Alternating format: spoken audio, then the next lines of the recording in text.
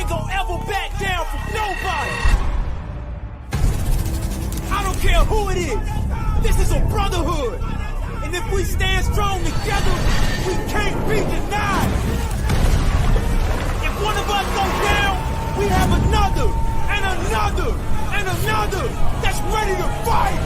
So let's hit this field and bang them, bang them, bang them. Somebody light me up.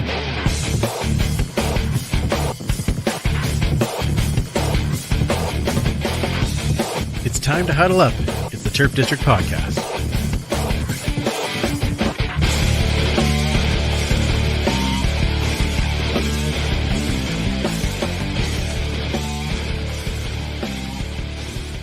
Welcome back to the Turf District, where we huddle up to talk all things Edmonton Elks and the CFL. And we are a proud member of the Canadian Football Podcast Network. Thank you for joining us this evening, whether you're joining us live on YouTube, Facebook, or Twitter, or whether you've downloaded the podcast and or possibly listening on Edmonton Sports Talk Radio. Now on Thursday nights at 5 while you're driving home, listen to the show. Thank you for joining us. We have a very fun show. It's an annual show that we do here where we do our 2024 season preview, and we have some excellent guests to join us for that. Before we do that, let's bring in the usual suspects. There's one super fan, Mike. There he is. Beautiful. There's the finger guns. I love how it's like, is it this one? Is it this? Like, what's my hands doing? Always like, keep them guessing. That's right. Yep. Well done. Very good. And also joining us as per usual, there she is, Commissioner Kayla. How are you? Oh, super duper. It's always great when you have like just the perfect weather to spend outside. You know, Yes, not too hot, nice. Very little wind for once, and yeah, she's great. Very little wind. I'll take that. Yeah, because there was definitely some wind on the south side today. Ooh, yeah, we missed that for once. Thank goodness. Yesterday. So yeah, that's true. Oh, I have a very wet dog that just jumped. Okay, there we go. What's going on here? He must have been outside playing in the sprinkler or something. Needless to say, Superfan, you were not outside today. You were. I was outside today. Oh, you were outside today. Yeah, flag football to start the day off, and yeah, again, south side. And that was super fun. You know, anytime you get to watch a bunch of kids running around screaming and having a good time. I think we have a perfect record. No wins, and yeah, you know, it's a good season. But yeah, it was fun just being outside, and you're in the shade with that wind. It was cold. And then yeah, went to the Alumni Wine Fest from 2 to 5 today. Lots of fun. Saw lots of people. Of course, saw Dave Jameson, saw Evan Dom, saw a bunch of alumni there. Eddie Steele, who is trimmed down quite significantly. Yeah, when I last saw him, I was like, "Yeah, like, dope. You look good." I'm jealous. It's like looking in a mirror. That's right. Just like, but yeah, it was a great time. I had to drive, so didn't taste too many wines, but also didn't bid on a lot of stuff. Some really nice auction items there. Oh, nice. Okay, cool. Yeah. Did you pick up a wine or two that you liked, or? There was a couple of wines that were really nice. Really nice sort of patio wines. Nice. You know, sitting outside in the summer, sipping, that kind of thing. So marked a few down, so I'll have to check them out. Excellent. Well, as I said before, this is our annual season preview show, and we need to bring in our wonderful guests to bring this up for us. Let's start with now both of them, of course, from 6:30. Ched, start with our good friend Morley Scott. How are you, Morley? I'm good, guys. How are you doing? First off, thanks for having me back. I love coming on this show this time of year, and it's, as you said, it's become a pretty cool tradition. And congratulations to you guys. 10 years, man. I'm watching the opening, and I'm seeing all the fancy graphics and the music and everything. I'm thinking, man, you guys got it going on. You've come a long way from where you started 10 years ago. I'm sure the show looks great, and it's always good to be here. Oh, well, thanks, man. I always love feedback from you, and of course love you being here, because it's so much fun for everybody. I also just came in from playing in the sprinkler, so forgive me. Okay. Excellent. Let's see who else is in the sprinkler. Oh, there he is. It's Dave Campbell. How are you, Dave? Hi, friends. How are we doing? Nice to see you. happy 10th anniversary. I thank you. remember Thank you. being on the pod a few times on season 1, and it was you went off to a great start then, and you're even better now, all of you. So it's great. Always fun to be on the show and talk the upcoming season. Training camp's over, which is the best news of all. It is for so many, I'm sure. Amen, brother. Yeah. Yeah. No more preseason games, right, Morley? That's the exciting part. That is true. Looking forward to the real ones with 45-man rosters and something on the line. Yeah, exactly. Yeah. It actually means something. So it's not just an evaluation game. Is that what you mean? Exactly. Yeah. Right. Yeah, like I've Yep. done this before. Before we get into I want to talk a little bit about that game last night, and then we'll do our season preview. But I do want to say that if you are watching on YouTube, we're at 294 subscribers now, so we're Wow. 300, and show 300 is in about 10 days. So if you're watching for the first time, hit that smash that subscribe button. That's what I meant. Don't hit Go that smash something. the smash button. That's great. If you could do that, and or share and ask your friends to subscribe, get us to 300 before show 300, which is kind of wild that we're getting that close. So yeah, we're making good headway. right, and Wow. it will be June 11th. Will be 8, 9, 10. Yeah, 11. June 11th will be the Math is hard. yeah, show 300. So join us for that. Unreal. All right, let's talk about this game last night. It started out not too bad, but then the Elks do fall 26-9 in what was truly an evaluation game. Morley, Dave, you were there. Morley, let's start with you. What did you see that actually looked good out on the field in the midst of that? Punting. Correct. Jake Julian's had a great camp and 2 really, really good preseason games. He's got he had a 50 point something average last week and a 52.2, I think it was last night. Yeah. He only punted twice in week 1, 9 times last night, which is way too many. But that's another story. But that's what I like. That's the thing that stands out for me more than anything else is that the Elks have a punter, and a really good one right now. So that's probably the biggest bright spot out of a game last night. That obviously, looking at the score, it wasn't a very good score. It's all about evaluation, as we talked about a lot, not so much the score. So we'll find out when the cuts come out what the evaluation was of Chris Jones and G. Roy Simon. But I know they're not cutting Jake Julian. That's all I know. Yeah. No. Safe bet. His punt within 3 minutes there that went out at like the 7-yard line was pretty amazing too. So he's been working on that directional punting as well as the length.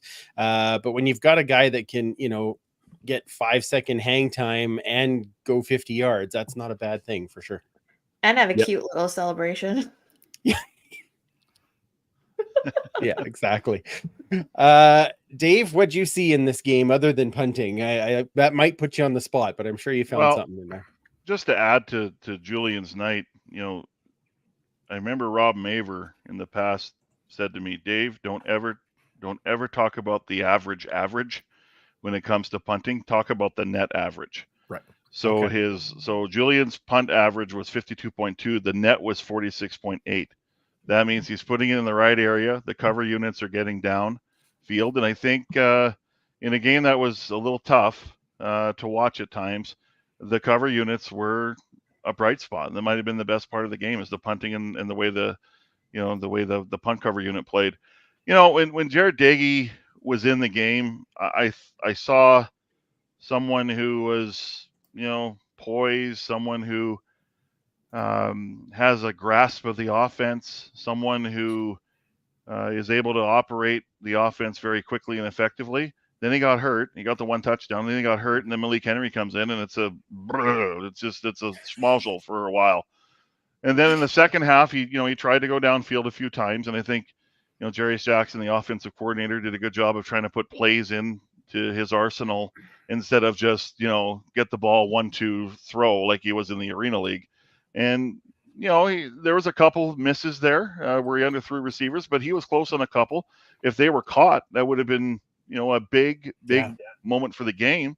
but it didn't happen. I like the moxie of Henry. He sure fought very, very well. And there's some bright spots on defense. I thought Leon O'Neill Jr. Has got a spot. I mean, he's very Dexter McCoy like, in my opinion. And up front, they got a couple good plays out of the D line. I thought Joe Jackson played pretty well for the most part. Cordell Jackson had an up and down night, but he got a pick. Now there were 3 picks. 2 of them, Morley and I could probably have picked those off. They're going to make you try it. Yeah, exactly. So, it is what it is. I remember I was a little frustrated by the half, and during our halftime show, that's a chance for Morley and I to take a bit of a breather. So I went down into the media lounge, and I ran into the legend of Vancouver, Moj, Bob Marjanovic, the voice of the BC Lions, and I said, Moj, this is ugh. And he says, this is us in Calgary last week, because the Lions sent a similar type of lineup, which is a very young lineup against an experienced lineup. He says, take it for what it is. I mean, it's not a quality lineup, and it's true. I mean, there were over 25 starters or 25 regulars, many of them starters, that were sitting in Edmonton watching that game. So from an evaluation standpoint, I think some decisions were cemented, let's just say that, through that game last night. Absolutely. And we don't know those decisions quite yet, because the Elks are one of the last, I believe, 3 teams that haven't put out their cuts as of yet. But you never know. We might get to play the breaking news sound as we're in this podcast, right, Superfan? It's your favorite. Thing. Well, yeah. I mean, yes and no. This is a different type. It's a necessary part of the game, but it's a part that nobody really likes. I know your track record, and I know we're going to get the cuts 15 minutes after you sign off. Exactly. Correct. Yeah, exactly. That is precisely how this is going to work. Come back for overtime too. Yeah. There they are. Yeah. Okay. Kamish, what do you think? I mean, it looked like us last year against the Lions, so it was like, oh yeah, this isn't. Hey, we scored points. 9 points. Come on. We did score last year against them in some games. In the third game, yes. So we were shut out the first 2. Yeah. So we still got points in that. We got game. some. Yep. Doesn't really matter at this point anyway, because it's preseason. But I don't know. I really like watching Smith. I thought he had a pretty decent game. Yeah, Germanic Smith. Yep. Mm-hmm. And of course Deontez, because I think we all have a special place in our heart for him. But he was utilized for the most part. Maybe not to the fullest extent, but again, this is an audition, so everyone hopefully got enough time to present what they could offer. And I mean, like you said, we got 4 interceptions, but I mean, some of them were just like given to us. But I guess you have to be in the right spot. You gotta catch them. A little bit of luck, a little bit of talent went in there, but yay! I hope this isn't anything what we're to expect. And it's not. I know that it's not, but it's just like PTSD from all those games against BC last year. I think that's and fair. Especially the first and goal from the 1. Oh my Talk about gosh. PTSD. Yeah. No kidding. 4 cracks. Get it out now. Get it out now. If I cannot believe how poor the short yardage was in 2 games. It was awful.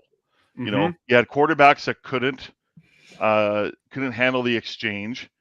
Like last night, I think it was 5 times from the first one was from the 2, then they advanced it to the 1, and then there was the offside. Then they, 3 times, 3 cracks at the 1, and it was brutal. And I believe Cole McDonald lost the football at some point, because I'm looking at the replay, and all of a sudden his hands go up, and there's this pigskin that's just above him. Now he recovered it, but and also, I mean, the push was just brutal. It was awful. Yeah. It wasn't there.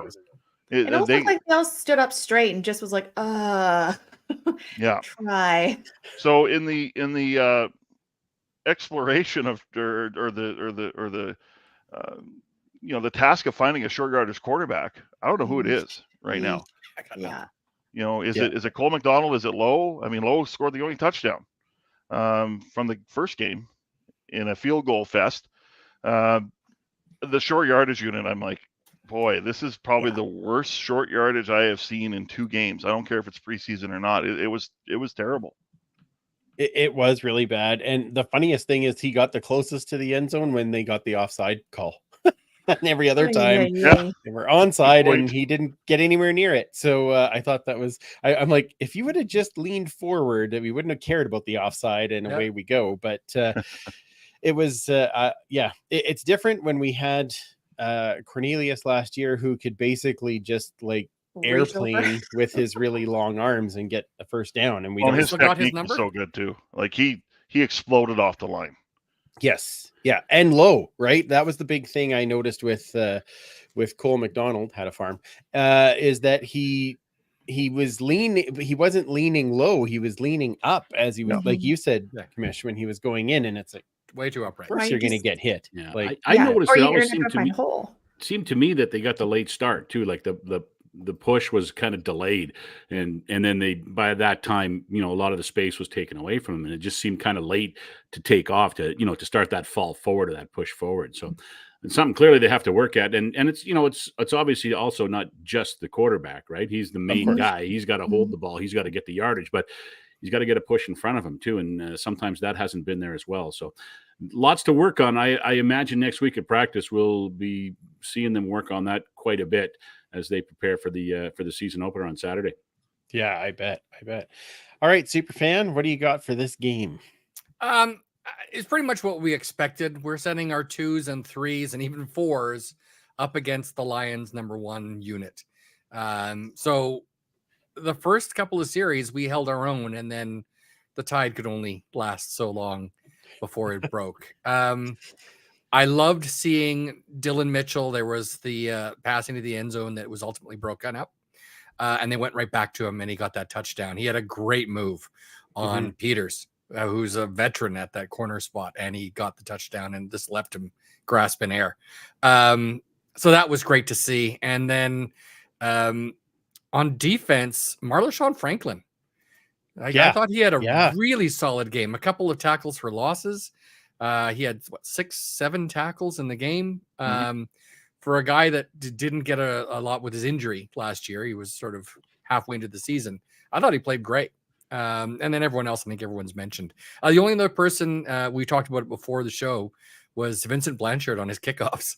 A 71-yard average. That kid's got a leg. Yeah, he's got a leg, man. So, like I said, does he have another year of eligibility? Because I'd love to be able to keep. Well, I'm trying to find that out, and of course, him. It's hard to find information like that, which is annoying. But anyway, I would imagine they do. If he does, great. Go back. I mean, there's no real need for him this year, I would say. Yeah. But if not, we'll keep him. Someone gets a paper cut. Exactly. Like it's stub your toe right here, please. That would be important. Because it's not his toe. We need his toe. Right. Oh, sorry. Yeah. Paper cut. Paper cut. Got it. Okay. All right. See, funny bone. Naughty. Yeah. Funny bone. I like that one too. I do want to I thought that Keyshawn Walker didn't have a bad game. Wasn't always great, but didn't have a bad game. And I think that the one thing that I wanted to get into, and I know I got into it on my article a little bit, was I understand it's preseason, and last week it was our 1s against Saskatchewan's 2s, and this week it was our 2s against the BC 1s for a good part of it. But both preseason games, no sacks. Now the quarterbacks have something to do with that too, but no sacks given up. Yeah. And so Phil Grahovic covering that line and taking over as the center, which is kind of the leader of that line. I think he deserves a shout out for that, because obviously I know he took the 1 penalty, but he did definitely help to guide that line, and they did reasonably well for guys that are not expected to be starters. And it's interesting on that O-line battle, because there's really only one spot available. It's the 6th O-line spot. And you have a good mixture of, of a Philip Grahovic, who I don't know if they're comfortable giving him that spot yet. You know, Jackson Morgan, who they really like, and they drafted high this year. I think they're going to, you know, wait on him for a bit. So you look at is it a Hunter Stewart? Is it a Shane Richards? You know, is it that type of player they want, a more veteran-like player? So, not to give up sacks is good. I think there's some reasons for that. I mean, McLeod Bethel-Thompson's release is quicker, so that's good. Jarrett Daigie's release was pretty quick last night. Malik Henry to start had good timing on the release. And the one thing I like too is it seemed like, you know, and Chris Jones made this comment to Morley and I on what day was that? Thursday in Vancouver, that this is the best crop of rookies he's ever dealt with, as far as understanding, you know, the playbook, the role that they need. And we reference back to the throws that Malik Henry didn't connect on. Those receivers were in the right spot, you know. Yep. I mean, those were 50-50 balls, most of them, but you have to catch those too, right? So I thought that those receivers gave the quarterbacks in both games the opportunity to make plays. That's very true. Very true. And the receivers a lot of times did come up with the ball in the first game, and in the second game, just not as much. But they did give it the opportunity for sure. Yep. Excellent. Well, I think that's the only other thing I want to mention about this game, right back to the penalties. Man. Please. Only 2 last week. Over 100 yards in penalties in this game. 11 penalties. That's gotta get back to that discipline. And the good news is the guys who took the 2 penalties will be the guys who are playing the game for the most part coming up in week 1. So, you got to take everything yesterday with a grain of salt, because of, you know, that was the 2s and the 3s and some of the 4s playing in the game yesterday. But I still think, you know, yesterday didn't look good in a lot of phases, but I really liked what happened in game 1, despite the score. I mean, Javon Lake's not going to fumble punts. Right. McLeod Bethel-Thompson's not going to throw pick sixes. They're not going to have 5 turnovers in a game. They're going to punch 1 or 2 of those field goals into the end zone for a touchdown. And any of those, you know, 7 or 8 things would have gone the other way. They would have won that game against Saskatchewan. So I'm very positive still moving forward, especially going back to week 1 of the preseason and looking at that game over what we saw last night.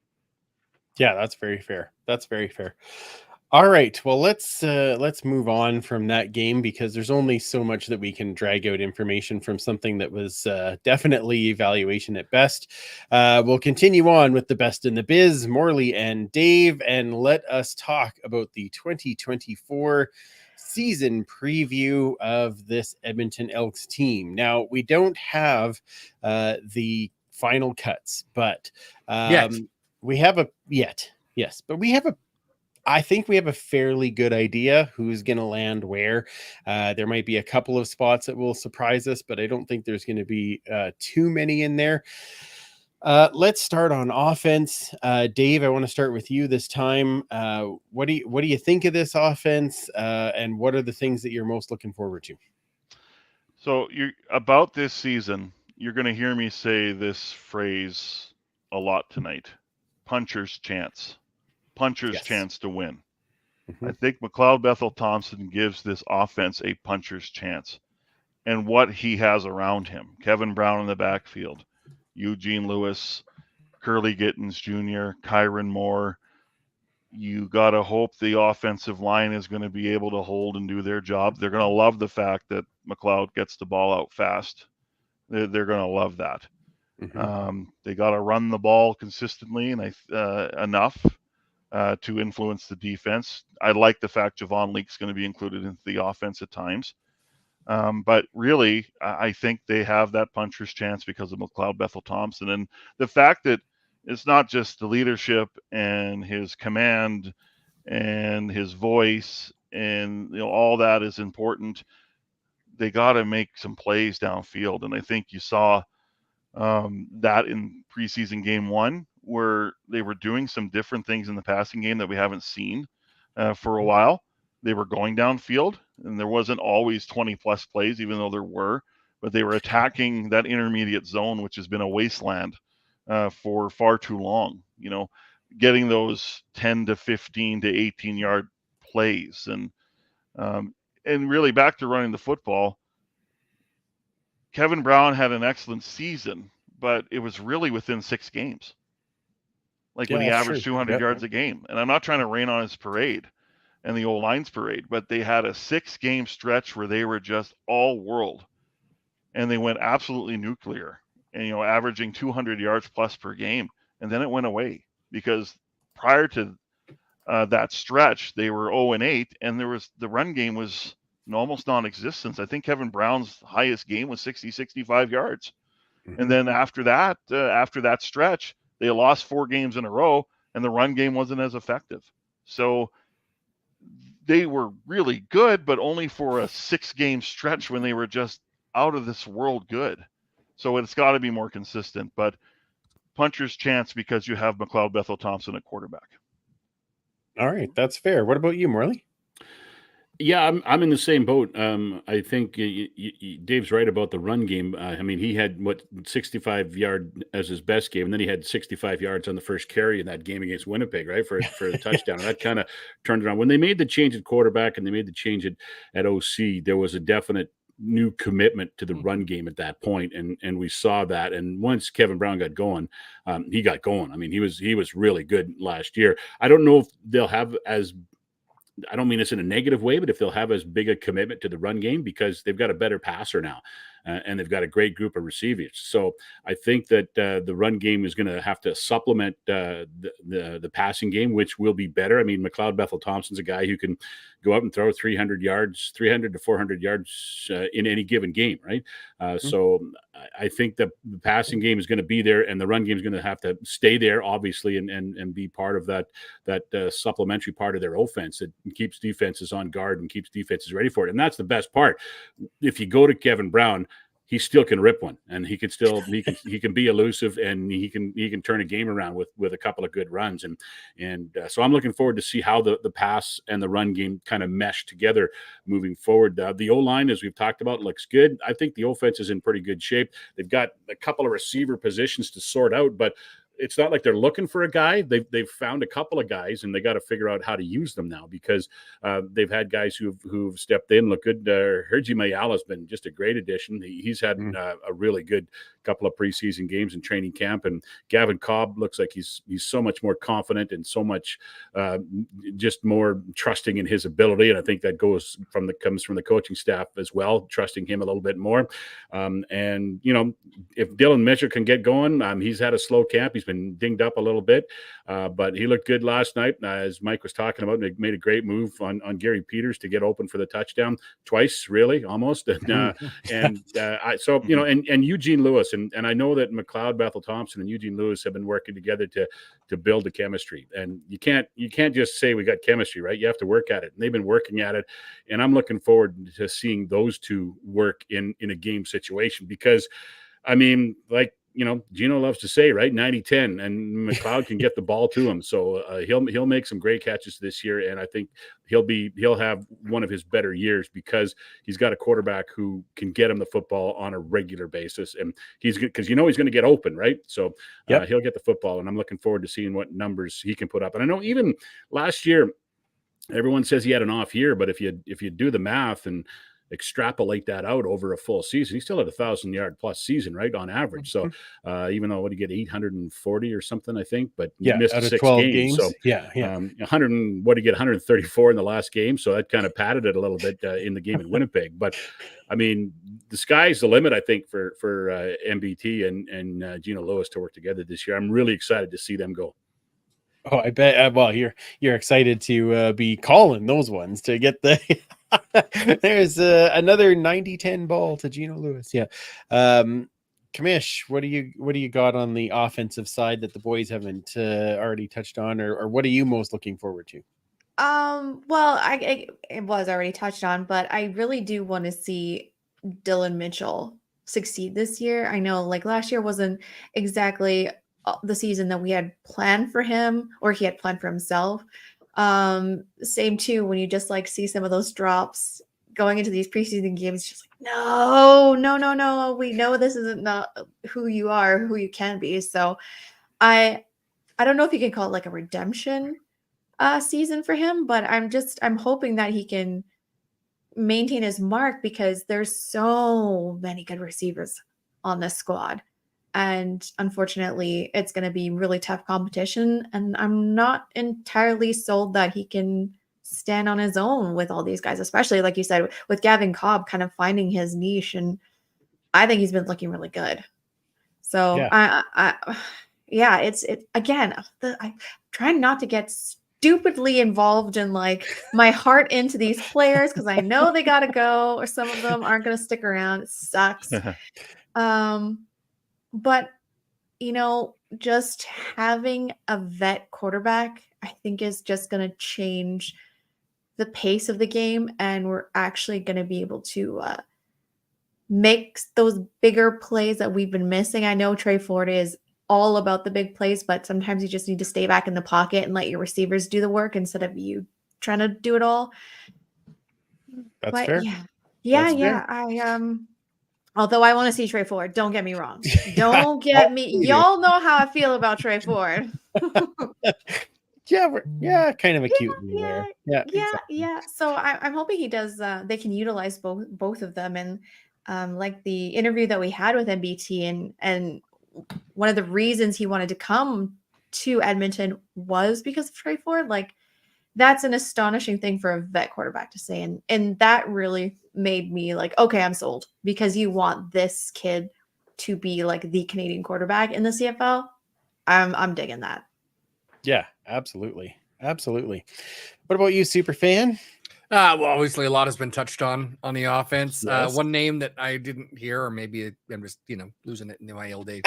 Kyron Moore.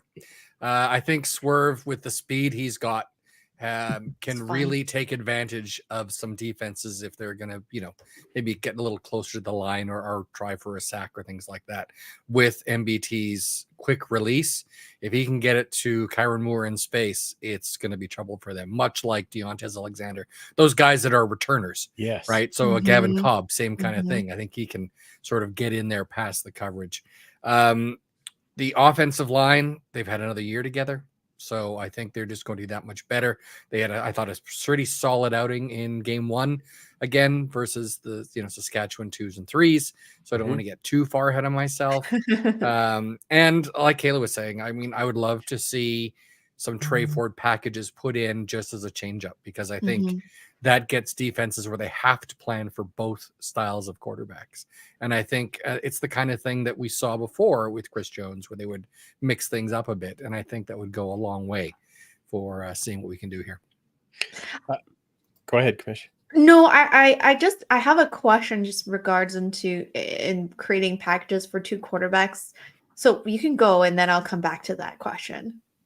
Well, I was just going to say, I thought that Mike would be saying he's excited to see more than one running back on the field at the same time. And then maybe throw in Tanner Green at the same time. Now we're talking. Now Mike is just, wishbone all the monster. way. Yeah. Right? Jacob Lamondon, whatever. He did play fullback last night. I was going to say he was a fullback last night. So that would, that would be an interesting combo.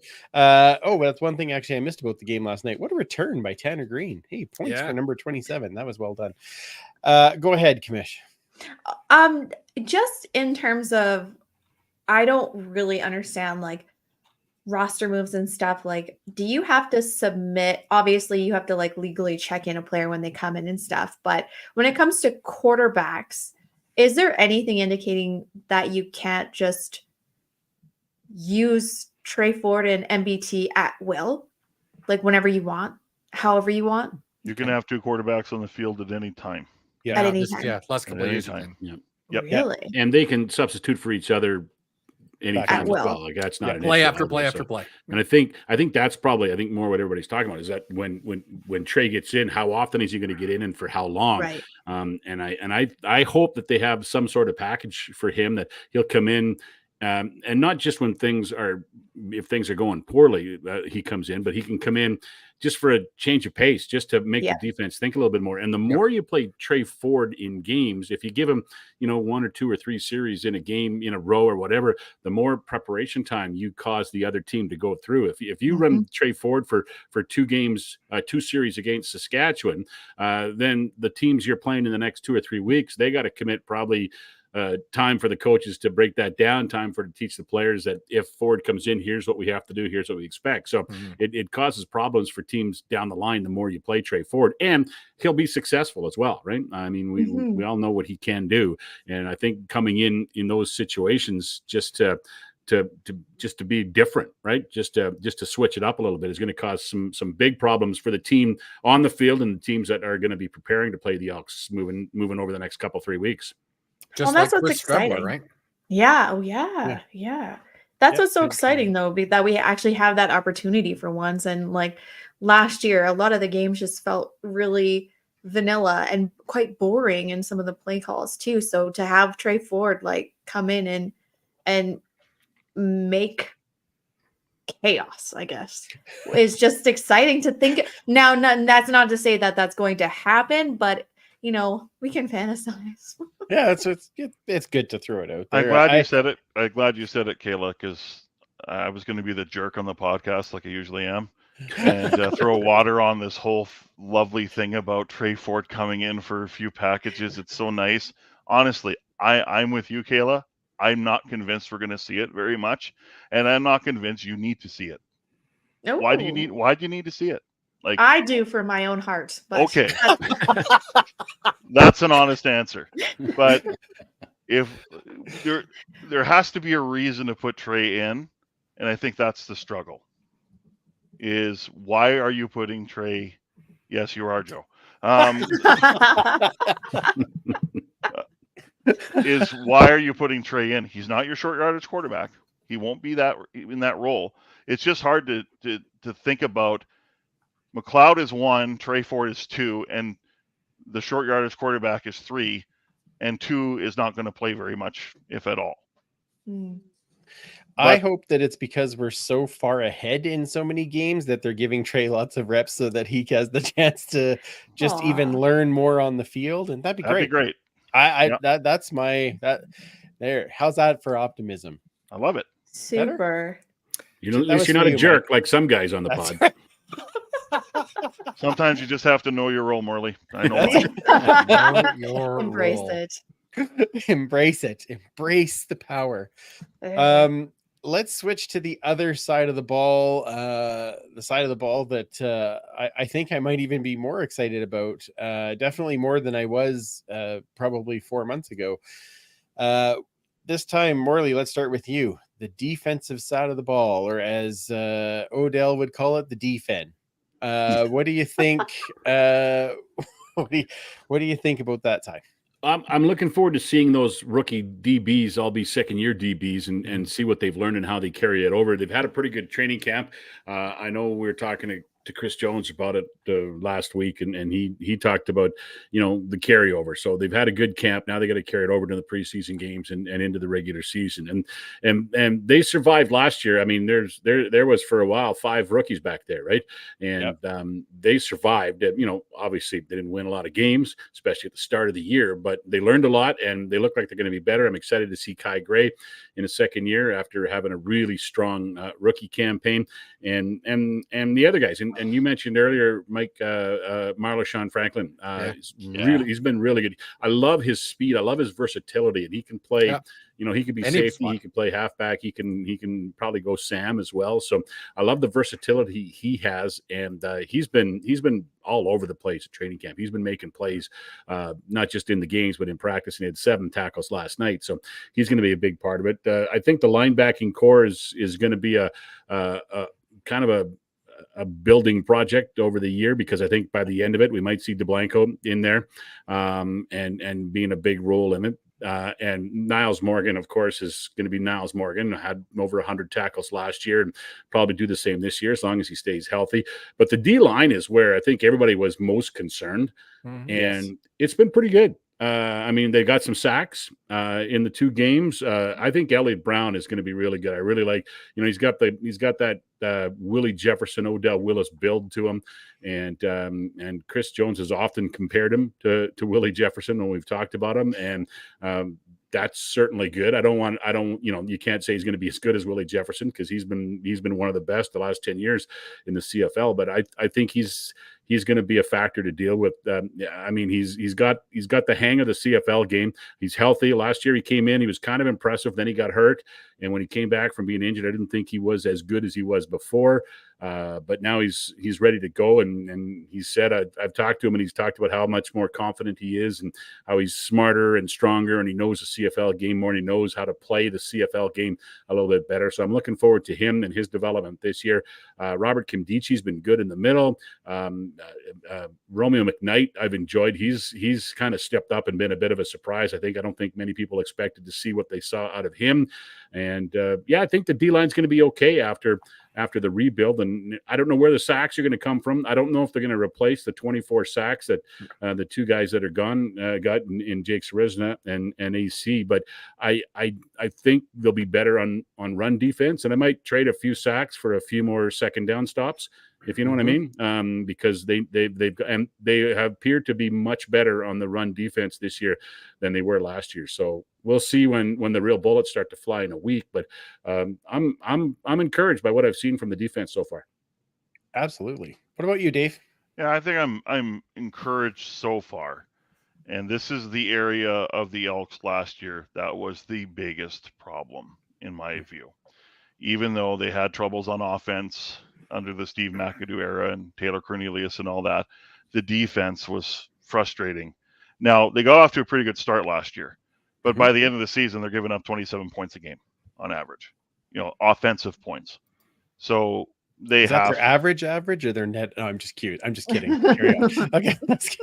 Dave's the jerk. Come on, now. That's right. Yeah. Sorry. I don't know. I jumped out of my role. Sorry, Dave. Can't share. I'm sorry. But it goes back to, again, that phrase, I say puncher's chance. They got a puncher's chance because of Jason Shivers. He is so technically sound.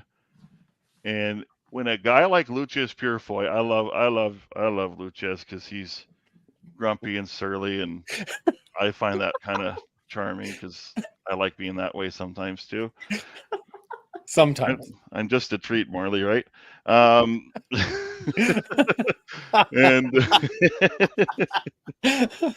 sometimes it's okay to be surly and grumpy because you just have to get things off your chest and then get it over with. But I talked to Lucius and I said, "What about Jason Shivers?" And he's like, "Here's this veteran. He's 31 years old, and he's like the best coach ever of all time that he's ever had because he's not a yeller, but he will definitely get the best out of you because he communicates with you on the level, doesn't speak down to you, doesn't demean you, doesn't condescend you, works with you, inspires you, is someone that cares about you as a person." And I think with this second year DBs, and I'm thinking about a young D-line and a young linebacking core, because let's face it, they lost experience from last year with Ed Gainey gone, Adam Konar gone, and Morley mentioned Seresna and AC Leonard out. That's a lot of experience and leadership out of your lineup. Yeah, that's tough. Ches is there, Lucius is there, Miles Morgan is the leader of that defense for sure, but they're very young. Jason Shivers is going to be the leader, and he's going to let Lucius Purifoy kind of be his number one, if I could put in a Star Trek phrase into this or a reference. But to me, Shivers' innovation on defense, and he's very good at getting the best out of his guys. That's what gives me hope. Now, D-line, I like the run defense overall. They are definitely able to get off blocks better in 2 games. Now, proof will be in the pudding in a week, but they are better. Where does the sacks come from? Yeah, we'll find out. I mean, that first preseason game, they put a lot of pressure on Mason Fine, who I thought handled that pressure very well and made some plays. So they got pressure, they didn't get sacks, and unfortunately, the quarterback made some plays. So it's preseason, but that's something that has to be better. Linebacking core, it'll be interesting to see what happens at will linebacker. That's the position I'm watching. I was convinced Tony Jones, who I think probably starts the season. Nick Anderson didn't play last night, and I thought Nick Anderson had a good debut Yes. a week ago against the Riders. But, I'm looking at the Will spot. Sam's spot, we'll see if Leon O'Neill can, lock that down. And we already talked about the secondary. But, you're looking on the D-line, and Romeo McKnight, Morley mentioned him. To me, he's a sleeper on that line. He is good. He is that good. Noah Curtis comes in heavier, so we can play inside more. What they do with their Canadians inside will be interesting, because I don't think Jamin Pelly is going to start the season. I think we've been told that he's probably not. He's probably going to probably end up on the 6th game. Not maybe. He's probably going to end up on the 6th game injured list to start the year. Okay. It's just been really tough for Jamin. He's quite frankly, he's just too heavy, and he's got to cut some weight, and it's affecting the lower body stuff with injuries and whatnot. So talented when he's on, but there's some things he's got to, he's kind of got to do to get better. And, the club's working with him though, so they're not giving up on him. But to me, that'll be interesting to see where the distribution, can they play 2 Canadians on that line, where they fit. So that'll be interesting to find out. But Jason Shivers gives them a puncher's chance. Love it. Michael, go. Michael. Whoa. Michael. I wanted to just see Mom? if I catch his attention. Yeah. Mom, is that you? She's probably not far. Yeah. I think, again, everyone said pretty much all that needs to be said about the different position groups. I love Jason Shivers. To me, is the all-star that we brought on this season. I think we're going to see a lot of differences on the defense, but he'll get the most out of that secondary. And that's what I'm really looking forward to after a really tough year in the secondary last year. I thought Antonio Alfano had a decent game against the run last night. He had 4 tackles as well. He plugs that hole, and we gave up very little to get him. But I think we were willing to put whatever we had to get him. So the fact we got him for, what was it, an 8th rounder? Yeah. Yep. That's pretty impressive. They were going to spend a first if they had to. They were going to do it. Yep. And didn't have to. So that's impressive. And I think he'll be someone that we're going to see more and more of as the season progresses. So I like that. I don't think we're going to replace those sacks. But sacks aren't everything. If you can get some pressures, if you can get some hurries, if you can disrupt things for the quarterback, whether it's coming from the defensive line, the linebacking core, O'Neill has had some incredible speed, as we saw it, especially in training camp, how he would be able to get in to disrupt the quarterback. I think that's going to be as good or better than all the sacks. So I'm not as worried about the sacks. That kind of thing will come, as we saw against Saskatchewan. So we'll see. Yeah, that's fair. What about you, Kamish? I mean, it's pretty much been said. I think that the word that I would use right now, at least, to describe the future of the defense is just dynamic. I think there's a lot of talent in the backfield, and like you said, those vets the rooks that were last year now going to the 2nd year, so have a bit of a handle on things. And I'm going to say it again because I'm still so curious and I want to know what's going on with Armando. So I am all eyes on that situation, and I will be until we have some straightforward answers, but my eyes are just like beep. But yeah, I have fun watching them. I really do. Yeah, no, I think that they seemed to play well for a bunch of guys that some that are there, but like you had said, Dave, lost a lot of leadership, even off the field when you think of guys of Aaron Grimes. But I do think, and I know we've mentioned Shivers a lot, but seeing him call the defense and Jones being able to concentrate on the other parts of the game, not only does it help the defense, but I think it actually helps the rest of the team. Yeah. And Chris Jones has said, Shivers is an extension of me, but he's not Chris Jones, right? That means he, has a lot of concepts that are similar, but Shives is going to put his own spin on things. Yeah. And I think Shives as well empowers people. And So Yes. where's the leadership going to come from? Well, Shivers is going to help that along because everyone's going to have a role and it's going to matter and they're going to be empowered to speak up and I love that. and lead. So Yeah, it's going to make a big difference for sure. Davis Sanchez, Davis What? That's Sanchez saying neat. good the info. legend Thanks from for doing this. 2005, the legend. Wow. I love it was just like have a great. Wait a second. Have a great. Oh, Season, season. Whatever, everyone. yeah. Season. it's- There we go. yeah. Okay. Thank you, Davis. Thank you for tuning in. And yes, of course, this is why we do it. We bring on the experts so that we can all banter about it. Yeah. This is outstanding.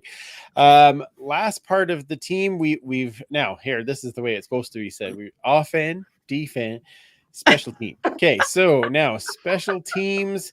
Dave, we'll go back to you first. I think this will be a fairly easy one in comparison to what we've talked about with offense and defense. This has the chance to be the best phase of the team. I agree. I will say that right now. Why can't we say that? We have Javon, this team has Javon Lake, the 2023 special teams player of the year. Wow. Yeah. Sorry, most outstanding special teams player. Sorry. Yes, that's right. Don't want to get fined. But they have a chance with him. And the depth they have in the return game, Deontez Alexander, Jermaine Brown Jr., good game last night in the return game. They have depth. Kyron Moore can do it if he needs to. Mhm. That's good. The cover units, as I mentioned, along with Jake Julian, positive, very positive. Yeah. They got Boris Beatty. Yeah. Money, man. Legs. Yeah. And that I'm sure we've all spent time with Boris, and he just is such a fun guy to be around. Yeah. He's just He's like- lovable. He's interesting. He is. He just has character. I just found the moment he spoke, I'm like, ooh, you're interesting. There's something about you that's really unique. And just Hello? how interesting is Yeah. he? Well, why don't you check out this week's episode of Antler Up, a podcast from by 6:30. You're welcome. You're welcome. And Chorus Entertainment. I spend about a half an hour talking with Boris Beatty, and we'll go #shameless plug right now. Wherever you Well get your done. favorite podcasts, it's available. That's very true. Very true. He did not know who Billy Joel was when I asked him the question, so What? he's got two Well, strikes well, left, I guess. Oh my. I'm going What? to come to his defense. I know who Billy Joel was, but I think I only know one song. Oh, you know more. You know, You maybe don't know it. But I can't. Yeah. Yeah, I wouldn't. Yeah, I you couldn't be know able to more tell than you. me. Is Piano Man Billy Joel? Yes. Correct. Okay. Yes. I'm beating Boris Beatty. Way to go, Kamish. Morley, Sorry, any? cut Dave off. No, that's great. Morley, what? Oh, Thank you, Leanne saying Leanne. that I mean, episode was great. thank you, Leanne. There Thank we you, go. Leanne. And There it is. hello, There, Leanne. there it is. What do you think of the special teams there, Morley? I mean, you got, as you know, Dave kind of touched on it. You got the best of everything, don't you? I mean, I really encouraged by the cover units. First off, in the two games, and last night were really good. Yeah. You know that Javon Lake's going to give you good field position. You know that Boris Beatty is going to give you great kickoffs. He's going to give you. He's the best all time at kickoffs on average. I think it's like almost 70 yards per. It's 67, 68 or something like that. He had the best year of his career last year, so he's not like he's losing a step as he gets into his early 30s. So, yeah, I think the special teams are in pretty good shape. So I'm not concerned at all about the special teams. So, what I like best about them is they're gonna flip the field a little bit with good punts and with good returns. Absolutely. Kamish, back to you. Yeah, I mean, I don't know if it's going to be the best side of the ball. I mean, to have that switch around, I would love that, nothing more. But watching last night's game and seeing the coverage, and I'm like, wow, he tackled the guy before the 20. Oh my gosh, like he went nowhere. That's usually not the case. That's They're different. usually 45, 50, they'll make it. And then we may take him down, or he may trip on his own shoelace. Who knows? But to actually see them, but again, with Jake Julian having that hang time and they're able to go up the field and actually, make a good tackle, just remember to keep your distance prior to the receiver catching the ball. Just a little hint there, guys, just in case. But yeah, I really appreciated that change in momentum. Awesome. Super fan. I just wanted to bring up one point on that Jake Julian tackle on a Yes. punt return. I thought that was pretty awesome. Big. Not for the returner. If you're getting tackled by the punter, oh, come on. I think this is the first time in almost 25 years I've been excited to see the special teams units over a season. It's been a long time since I was this excited to see special teams. Yeah, I think it's going to be, as everyone has said, such an improvement over last year. I don't know what we're going to get, but I think that's not going to be a problem we have to worry about. Yeah, I am curious. I'm always curious about the return game, only because yes, Javon Leak, outstanding returner. And in preseason, they shuffle, right? They Jessica Julian saying, shout out to Jessica, very active on Twitter. It's great to see her. She's amazing. When she comes out for a game, we're finally going to meet her. She's going to come. That's really awesome. But because we love Jake, and so by extension, we love you guys. But they always shuffle the blockers throughout preseason, and I'm just curious to see who are going to be the end blockers that are going to be blocking for Javon Leak, because in that first preseason game, we know he did get the drop. He did have, but the other couple of times he touched the ball, there was again, it was just everybody trying to learn how to block, and in comes the Riders, and he's not getting anywhere. So I think that's the thing. I'm really excited about our cover teams. I am, of course, really excited about Jake Julian. I'm excited about any of the three other kickers, because they all have shown very well so far. My biggest concern is watching who is going to be making those blocks for Javon, and are they going to let him get around the corner to get down the field? So I think they will as they go on. I could be a little rough in that department to start, but I think as we carry on, it'll be exciting. All right. So did you say fine, Dave? No, I said, sorry, I'm a little distracted here. We've been waiting for cuts. They have just come across here. So did they come across? Oh, I was actually I didn't see them in the chat part, so I'm just going to look and see. Here we go. Okay. We will talk about that in 1 second. I will open that up so that we can talk about that. Because that would be actually, you know what? I give them points that they put it out right as in my sheet. That's right. We were gonna just go to Hoard and Tell and then talk about the cuts. So we don't need Hoard and Tell. We need cuts. We need cuts. All right. So that was a great setup for this year for these surprises. Guys. So there's a couple surprises. Nature of the pod has changed now, considering some of the names that we have already talked about. But more than a couple Andrew, surprises. Go ahead. Oh my goodness. I'm just getting to it. Okay. Wow. So released.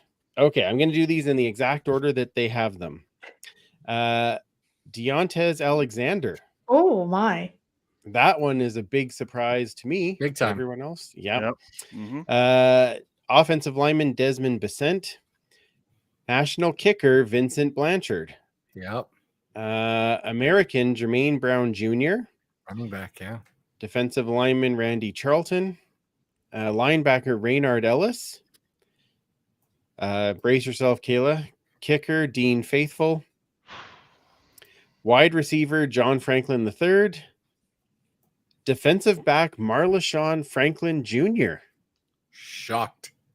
I am shocked. Offensive lineman Alex Hall, quarterback Malik Henry, wide receiver Shane Hooks, running back Jawan Howell, defensive back Brian Hughes Jr., defensive lineman Jeremiah Jackson Trotter, linebacker Tony Jones. Oh my gosh. Defensive back Bruno Legacy, defensive back Donnie Lewis Jr., quarterback Woodrow Trey Lowe III, offensive lineman Spencer Masterson, quarterback Cole McDonald, defensive back quarterbacks, right? Yeah, correct. Yeah. That is. Mm-hmm. Yep. Somebody's coming in. Doug Daggy's, if he's not injured, that's their third. Yeah, that's their third. Defensive back Chauncey Moore, running back Cameron Peoples, wide receiver Travis Rudolph, wide receiver Jerminic Smith, defensive lineman Jacob Spencer, defensive back Keyshawn Walker, defensive back Brendan White, defensive back Marquise Wilson, and placed on the suspended list is national fullback Bradley Haladic. I'm assuming that is because he does have a eligibility left. Added to the practice roster is defensive lineman Eric Black, defensive back Kyle Cass, defensive back Cordell Jackson, national offensive lineman Jackson Morkin, Nanu, national linebacker Olivier Muembi, and offensive lineman Tariq Stewart. So some huge surprises on that list, actually, for me. So I'm just kind of scrolling through the list once again. So it's 3 quarterbacks. Yes. I wonder if one of those quarterbacks was offered a practice roster spot and said no.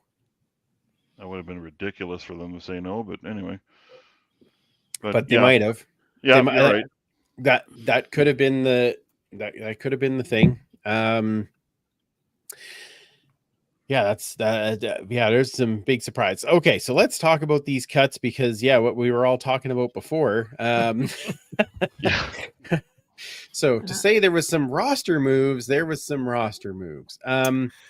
Let's just start right from the top of the list. Deontez Alexander being released. I thought he might even be a starting receiver. He was with the ones for a lot of training camp. So to me, that tells me D Mitch must be better and he must be ready to go, because to me, that says that our starting receivers then are Eugene Lewis, Curly Gittens Jr., Dylan Mitchell, Swerve. Kyron Moore. Yep, Kyron Moore. Malik Flowers. Might be. Or Gavin Cobb. Or Gavin Cobb. Sergi Yeah. Barnella.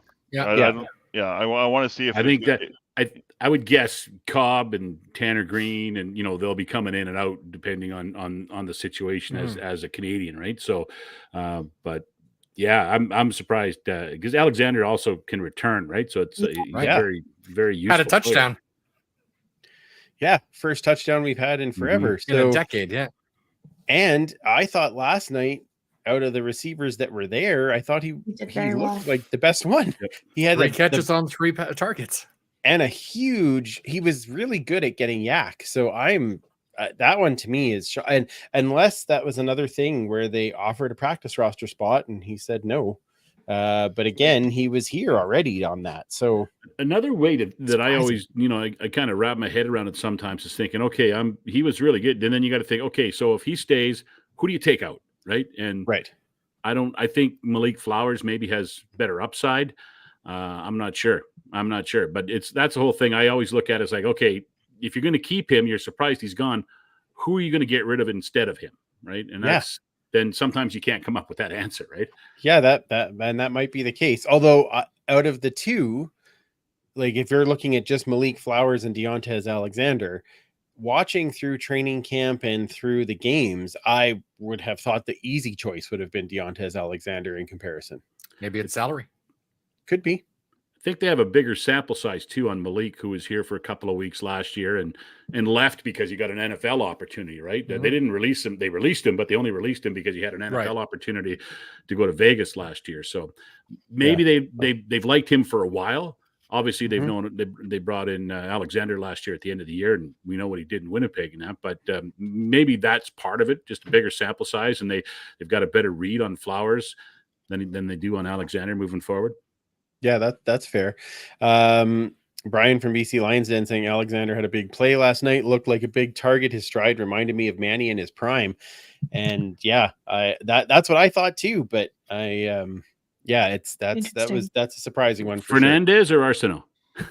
I'm guessing Arsenault. Yeah. Let's go to the next one, and only because we were just talking about the kicking game, both Vincent Blanchard and Dean Faithful being released. I thought that Joe saying someone will pick up Faithful because of that global card. I thought that Dean would be on our practice roster just because of that global card. We have no backup at global. Correct. I think we do, but we don't know who yet. I would guess that they wouldn't be releasing Faithful without signing someone who can come in and be a special teams guy. And if Atavia gets hurt, then they can bring someone in to replace him. So they'll have I would think they'll have a global special teams player who will be on the practice roster moving forward, and we'll probably get that announcement tomorrow. And I think, not to jump ahead, but I think we'll probably get a quarterback announcement tomorrow too, or in the next couple of days before practice, because they probably need another QB on the roster as well. Well, wouldn't that also mean, though, you need another kicker to back up Boris should something happen? Yeah. You do. Yeah. Yeah. But do. Why would you? And that's why I thought Dean would be around. That was my Vincent. thought on that. Yeah, Or Vincent. like One either. of the two. One of the two. Very strange. I think Blanchard will get picked up rather quickly. But I think that as was said by Joe there, Dean will be picked up just because of the global. Brian from BC Lions, Dan again, could be quarterbacks released from other clubs that Joan has interest in. Well, Mason Fine. No, I'm kidding. I hope not. Nope. No. Anthony Pipkin. Oh, I think That good old Irish boy. Yeah. Maybe. I mean, they definitely know him from the Argo days. The coaching staff, a lot of the coaching staff that's here. I don't know if Antonio Pipkin's best days are still with him. Yeah.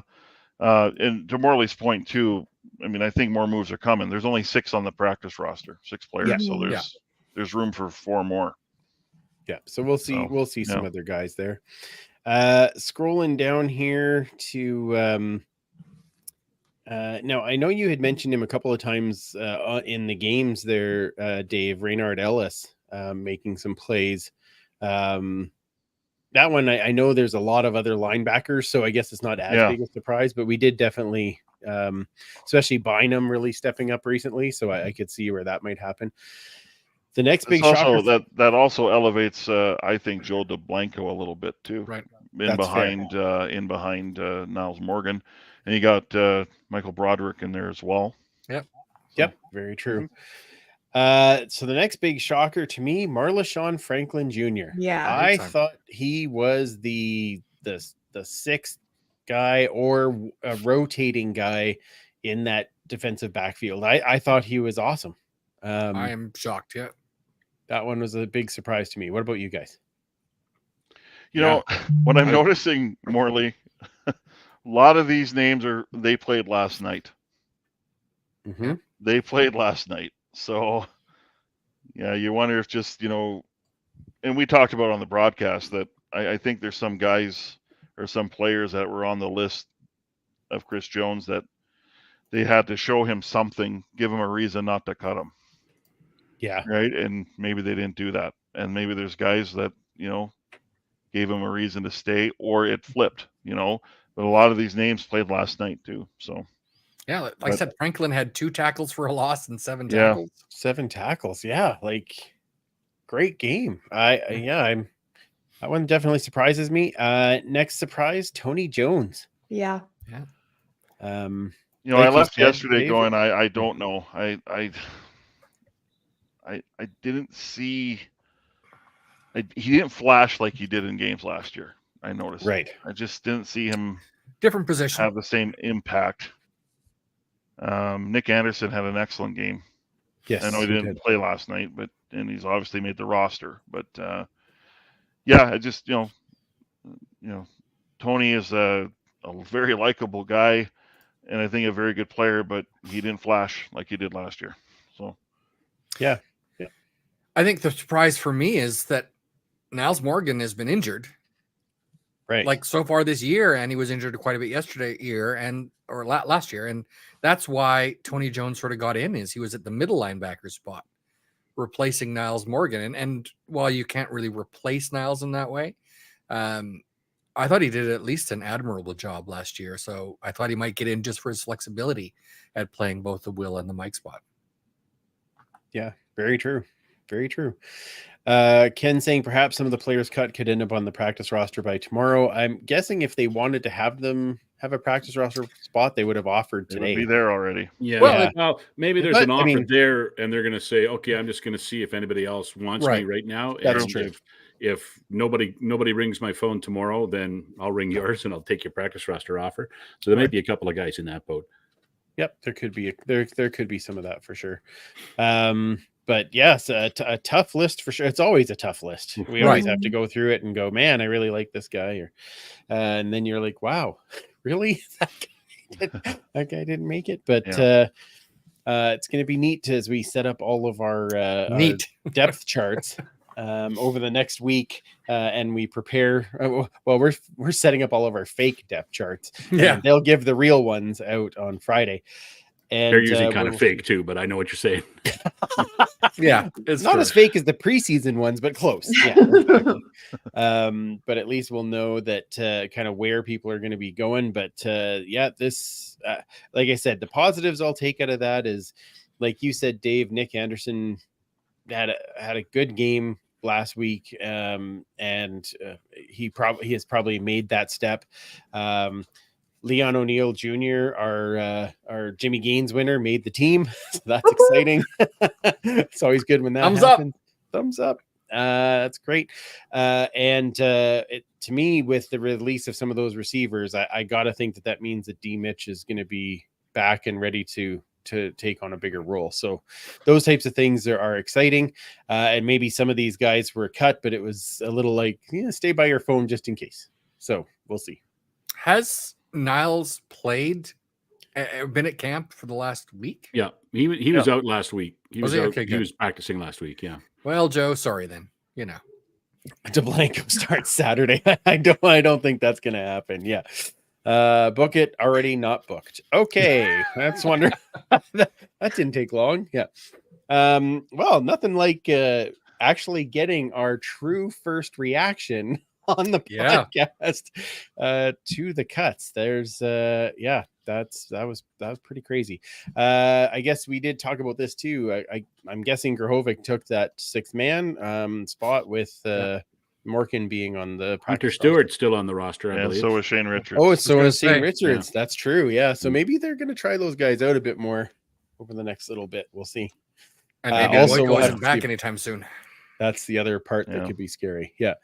And they don't have to announce that 6-game list until they release the first depth chart on Friday, right? Yeah. Yeah. They don't, and there's usually there's one guy on the practice roster now that'll be on the depth chart and starting or playing come game one. They'll still can make some movement between the practice roster and the main roster, depending on injuries and stuff moving forward. Yeah. And first injury report will come out Tuesday as well. So that's true. Yeah. Okay. Perfect. Wow. That was quite. That was something. Biggest thing to me, one of the biggest things is the quarterbacks, right? Because they released all 3 quarterbacks. So there's 3 quarterbacks left, and I think you'd probably want to have one on the practice roster. And as it stands right now, nobody that is left worked 3 short yardage. Correct. During training camp or during the game. So that still has to be addressed. And I don't know if there's someone coming in as we talked about, or if they're going to start maybe working Trey Ford there or Jared Dagey there. I'm not sure. I don't know if Dagey would be the right fit, but I don't know. That's going to be interesting to see how they handle that moving forward. And if there is another quarterback coming in to either be the short yardage guy or at least go on the practice roster. Did McLeod ever do the short yardage in Toronto? I'm sure he did. I'm sure he probably did a few. Yeah. But you don't want him to. No.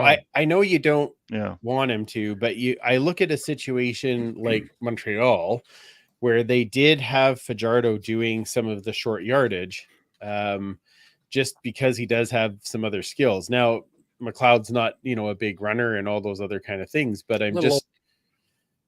so I'm just curious. I'm unless there's something else that because all we ever saw during training camp was either Lowe or McDonald doing the short yardage. So that's Taylor Cornelius's entrance music. Anyway.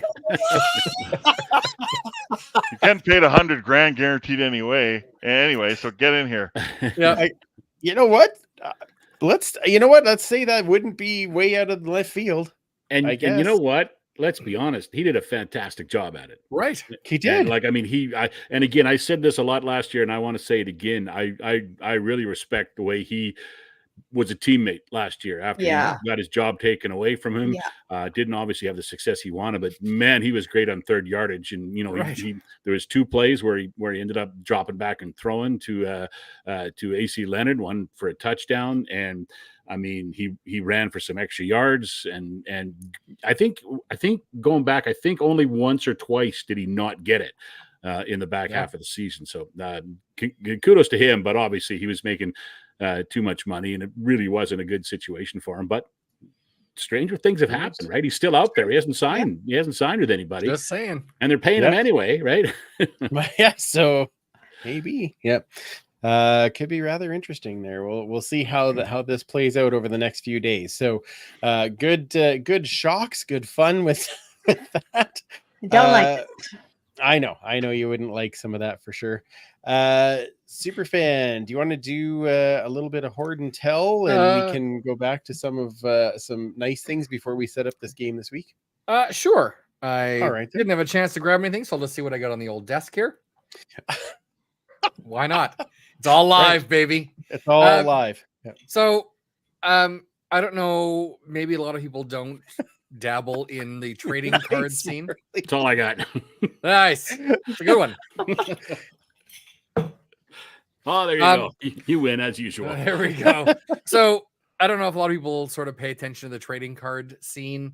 It's certainly changed a lot over the years since I was a kid, where you get 1 card per set, and away you went for hockey cards. And now you can have some players get 150, 200 cards in a season. So an example, 2003, this would have been what's called a game used card. So a regular card, but it's got a little piece of a jersey that was worn in the game by Ed Hervey. Edward Hervey, even. Edward Hervey. That's right. Wow. I'm sure he would isn't it? appreciate if we called him that. I'm sure. Yeah. But I got a few things here that are kind of special. These are called 1-of-1 cards. So only 1 copy of this card was produced. So if you don't get this 1 card. Well, so here's kind of what this one looks like. Oh, wow. There's the David Beard. So that is the CFL logo from the front of his jersey, cut off and put in there. That's cool. Looks like that.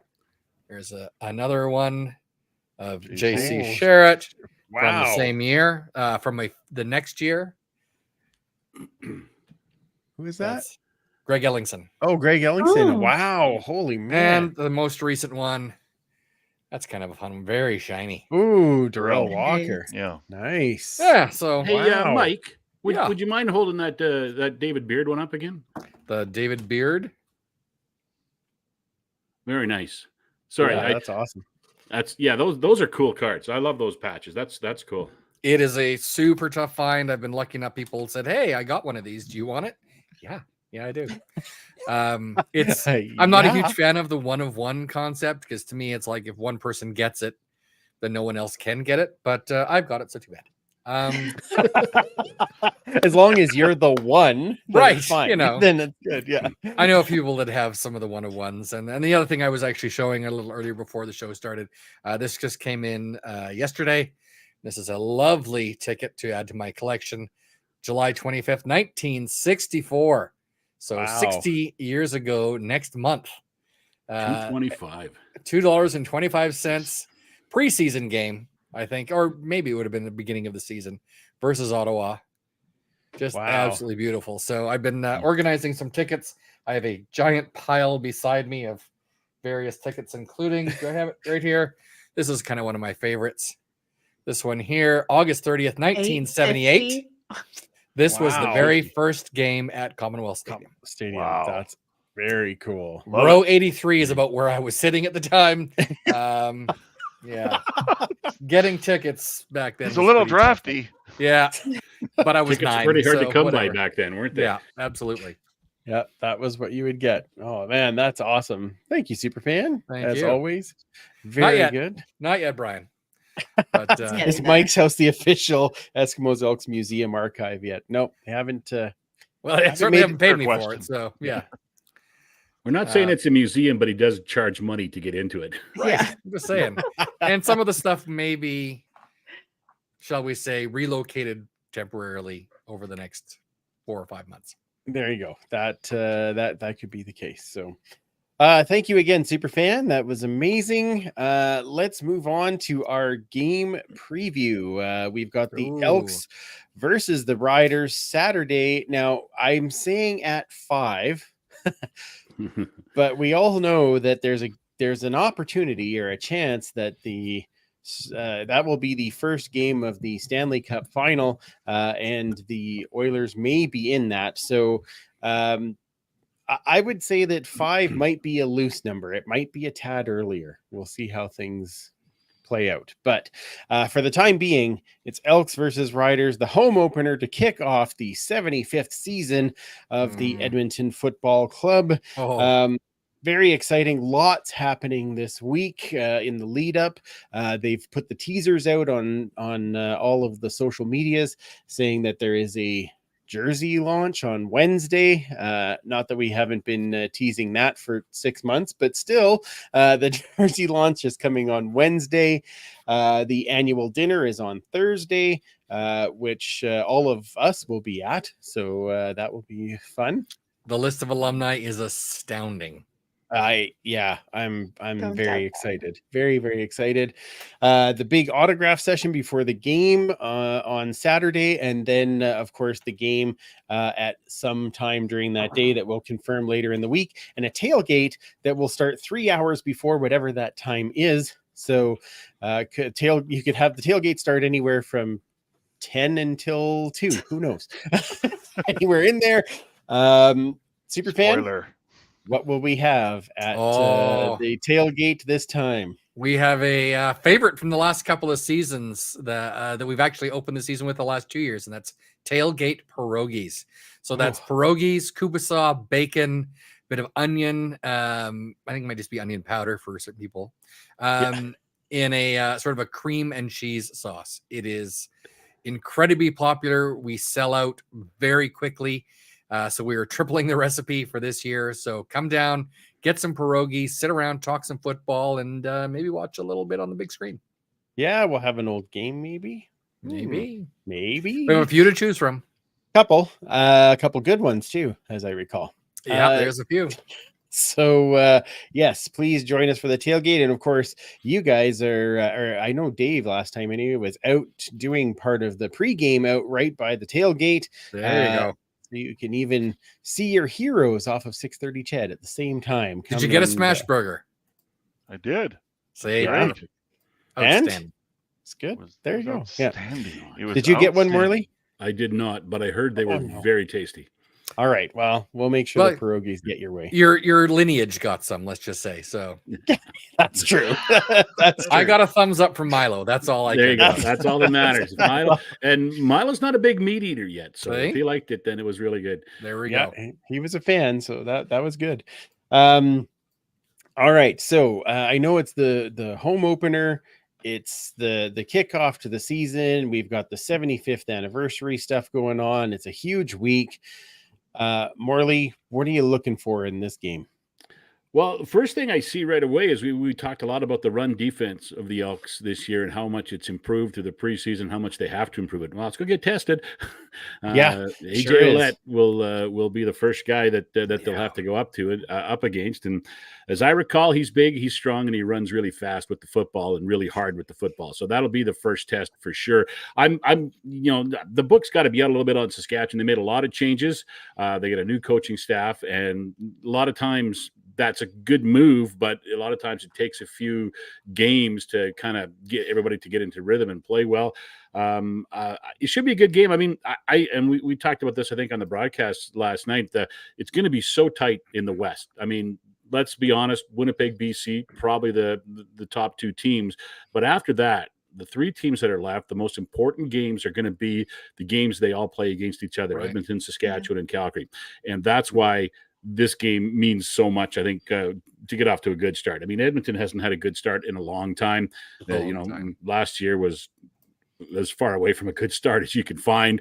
I mean, going 0-9 and everything was miserable. I just hope that for everybody's sake, they can play a much better game and just maybe get a win on opening night, which is something we haven't seen. I don't know how long it's been, but it's been a while, I believe, since they've had a win on opening night. So that's going to be it. I think the Riders, they're going to be better than they were last year. And that's the one thing I said. This was before the McLeod-Bethel-Thompson signing. I said, Saskatchewan's already made more improvement than everybody else in the West because they're going to get their quarterback back, right? Trevor Harris returns, and he'll immediately make them. There you go. 2019. Well, it wasn't that long ago, I guess, right? But still, it feels like it. Yeah, it does indeed. It does indeed. So immediately Saskatchewan got better just because Trevor Harris is healthy, because he's. You can't, you either love him or hate him, right? And you can't ignore the numbers he puts up, and he'll make them better. And then I think the Elks kind of match that by bringing in McLeod-Bethel-Thompson as well. So I'm looking forward to it. It should be a close game. Should be, for early in the season, it's already an important game for the reasons I mentioned about, those three teams playing against each other those games are going to be so important. So I'm just ready for it. I think it's going to be a great week leading up to it, and there's so much going on, and there's going to be a lot of special things happening, and then we'll finally get to a football game at some time on Saturday afternoon. Exactly. Dave, what about you? Well, I wouldn't call this a must-win because I think that's being over dramatic, but this is a gotta have. You got to have this game.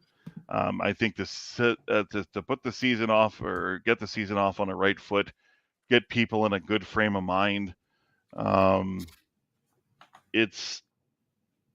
got to have this one, in my opinion, considering how big the week will be, considering the significance of the season, and just laying the groundwork for hopefully, just a more positive season. And, I do agree with Morley. I think the Riders will be better.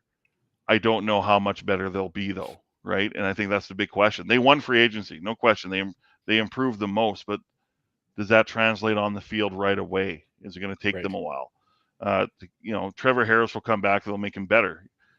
I'm here to tell you, Trevor Harris hasn't stayed healthy very, very much over the last few seasons. Got hurt 2019, 2021, 2022. I think he stayed healthy for most of the year, but last year he got hurt. That's a lot of time on the injured list. Mm-hmm. And again, the questions about their O-line are valid.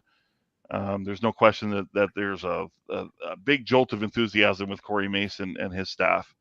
But, will that take right away or not? I mean, they'll be ready to play. They'll be enthusiastic, no question. So, as far as the Elks are concerned, they got to come out and play good, confident, and clean football for the most part. And what I want to see, too, is, and I think this comes from the defensive side of things, is can they maintain the level of composure for 60 minutes? So bad plays are going to happen. Tough plays are going to be allowed.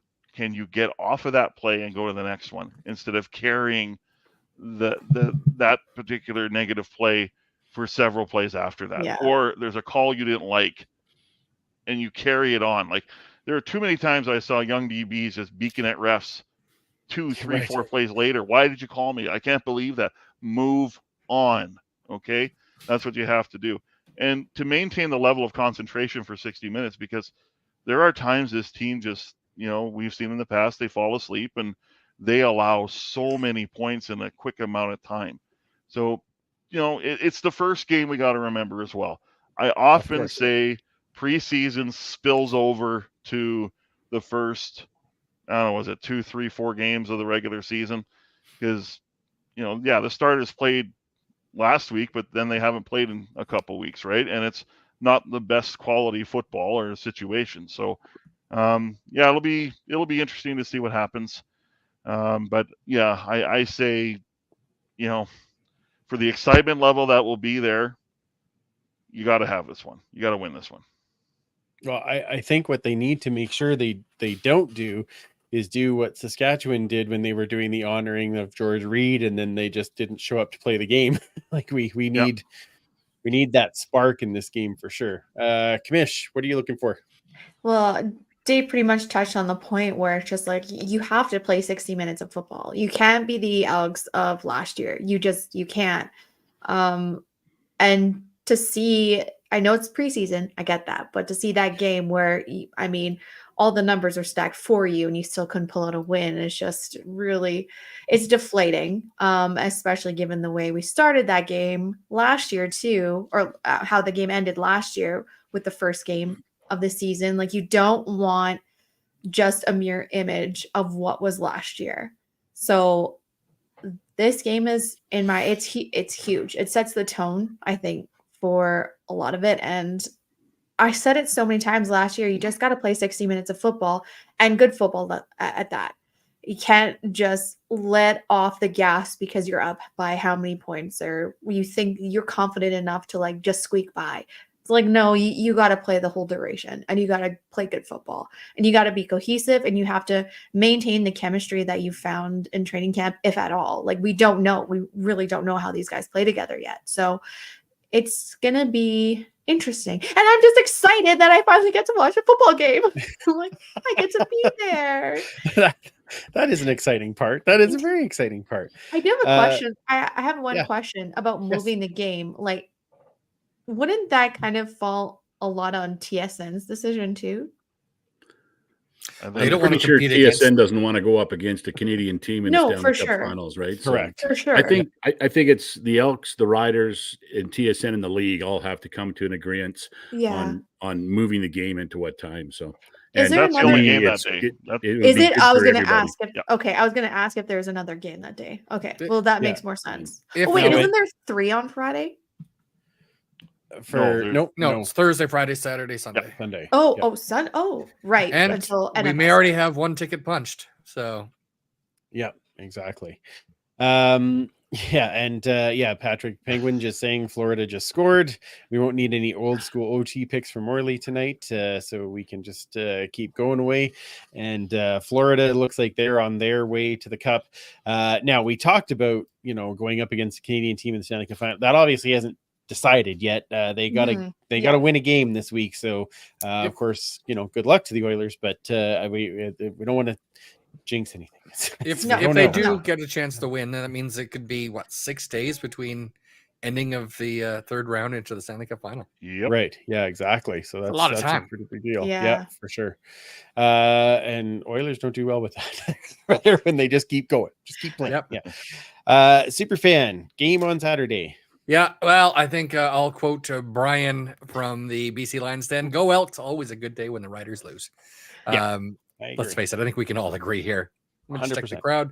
Oh, yeah, the list looks like it's all pretty much fans of the... I was going to say fans of the darker green, but after the Riders released their new jerseys, I guess we're both darker green now. So they've come over to the darker side. Yeah. They do. Imitation is the nearest form of flattery.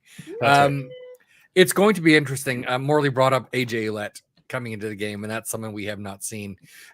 What's really funny is, much as we've sort of joked about McLeod Bethel Thompson being the sort of older quarterback, he will be the younger quarterback in this game, as he's 2 years younger than Trevor Harris. He?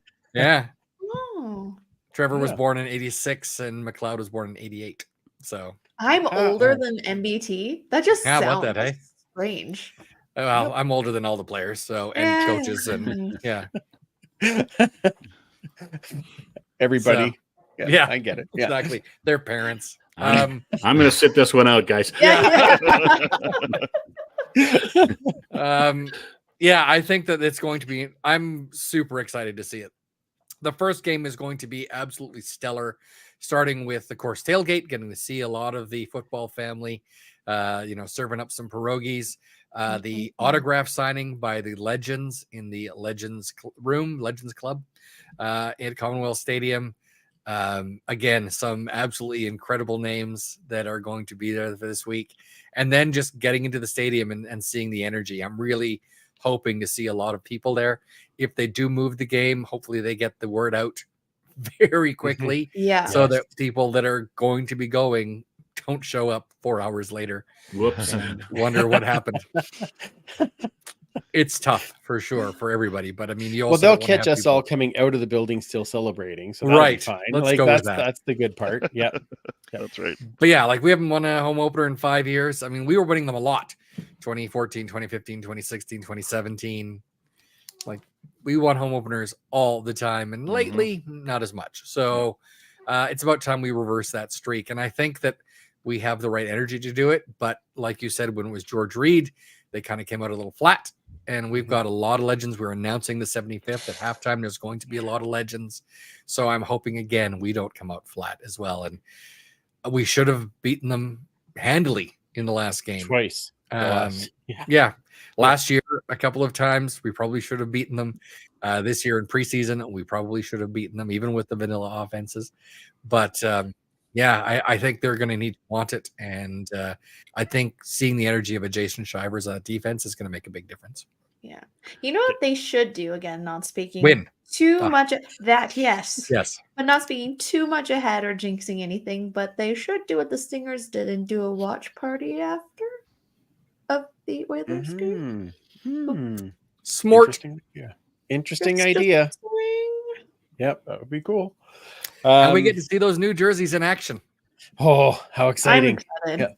Yeah, very excited. Yeah, Leanne likes the Obsidian jerseys. She's going to like the Elks ones even better. Yeah. Really?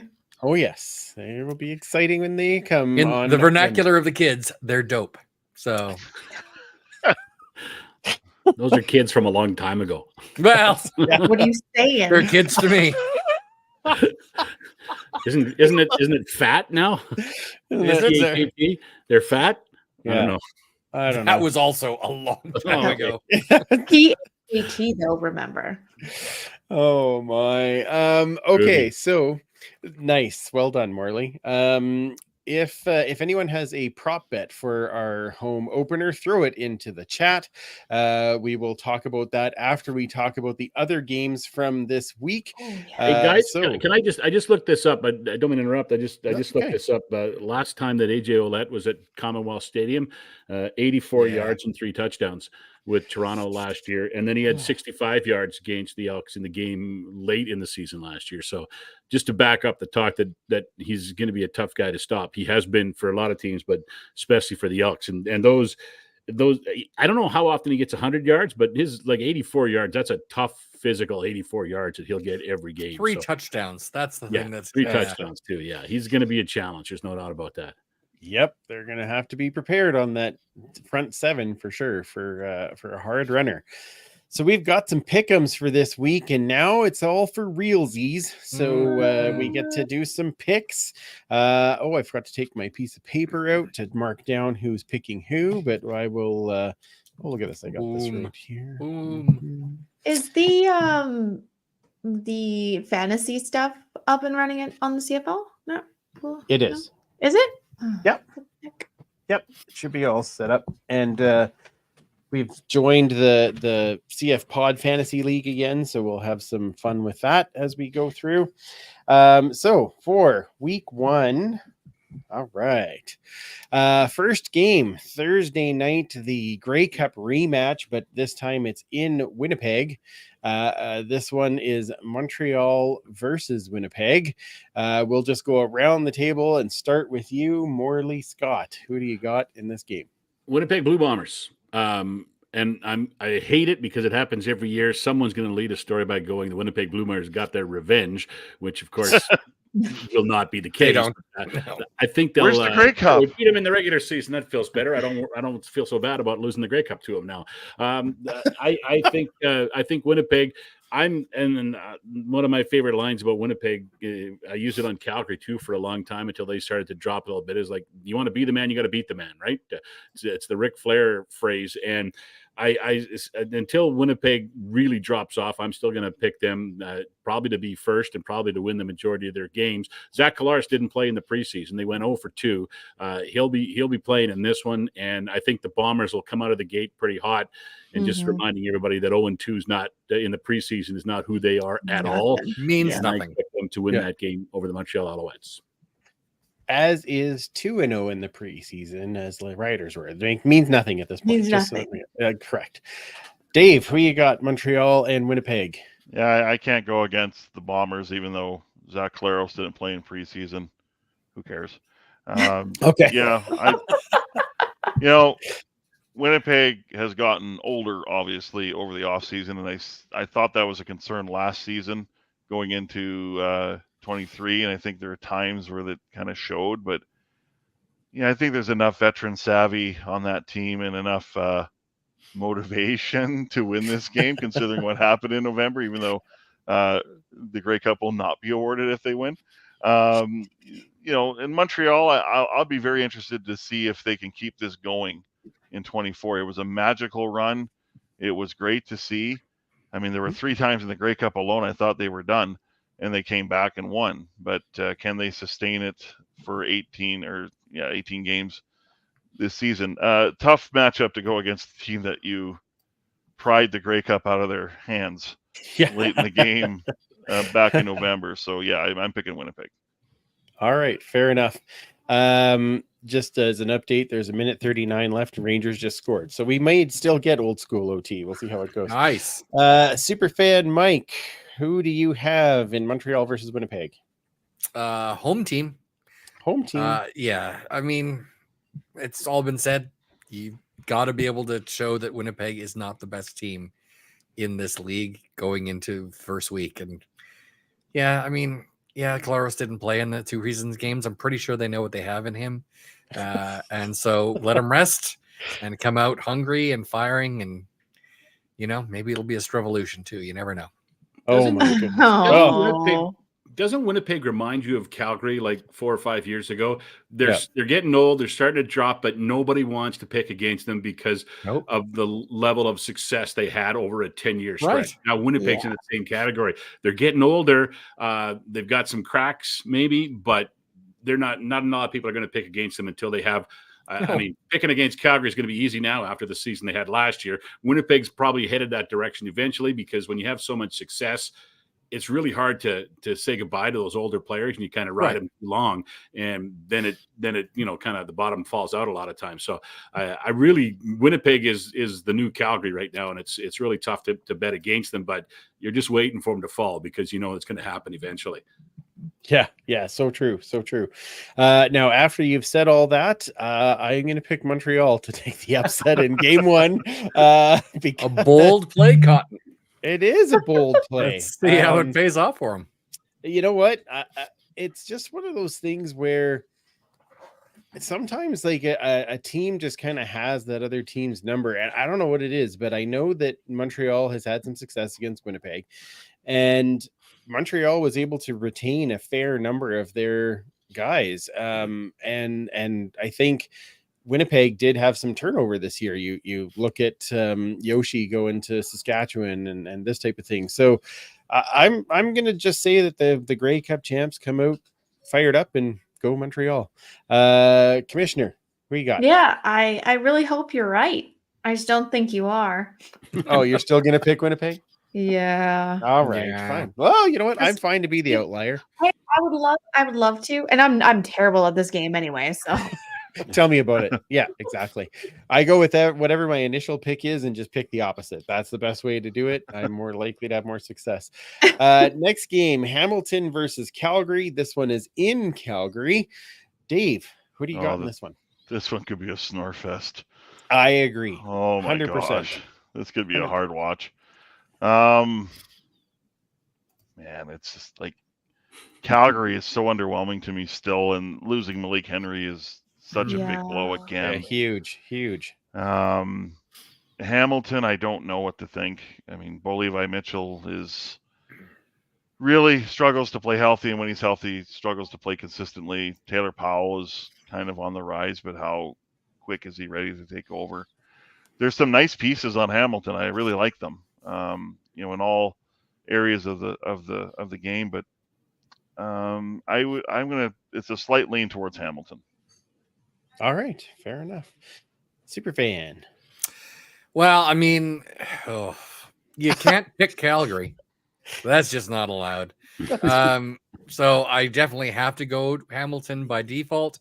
I was glad to see Stephen Dunbar Jr. return to the black and gold.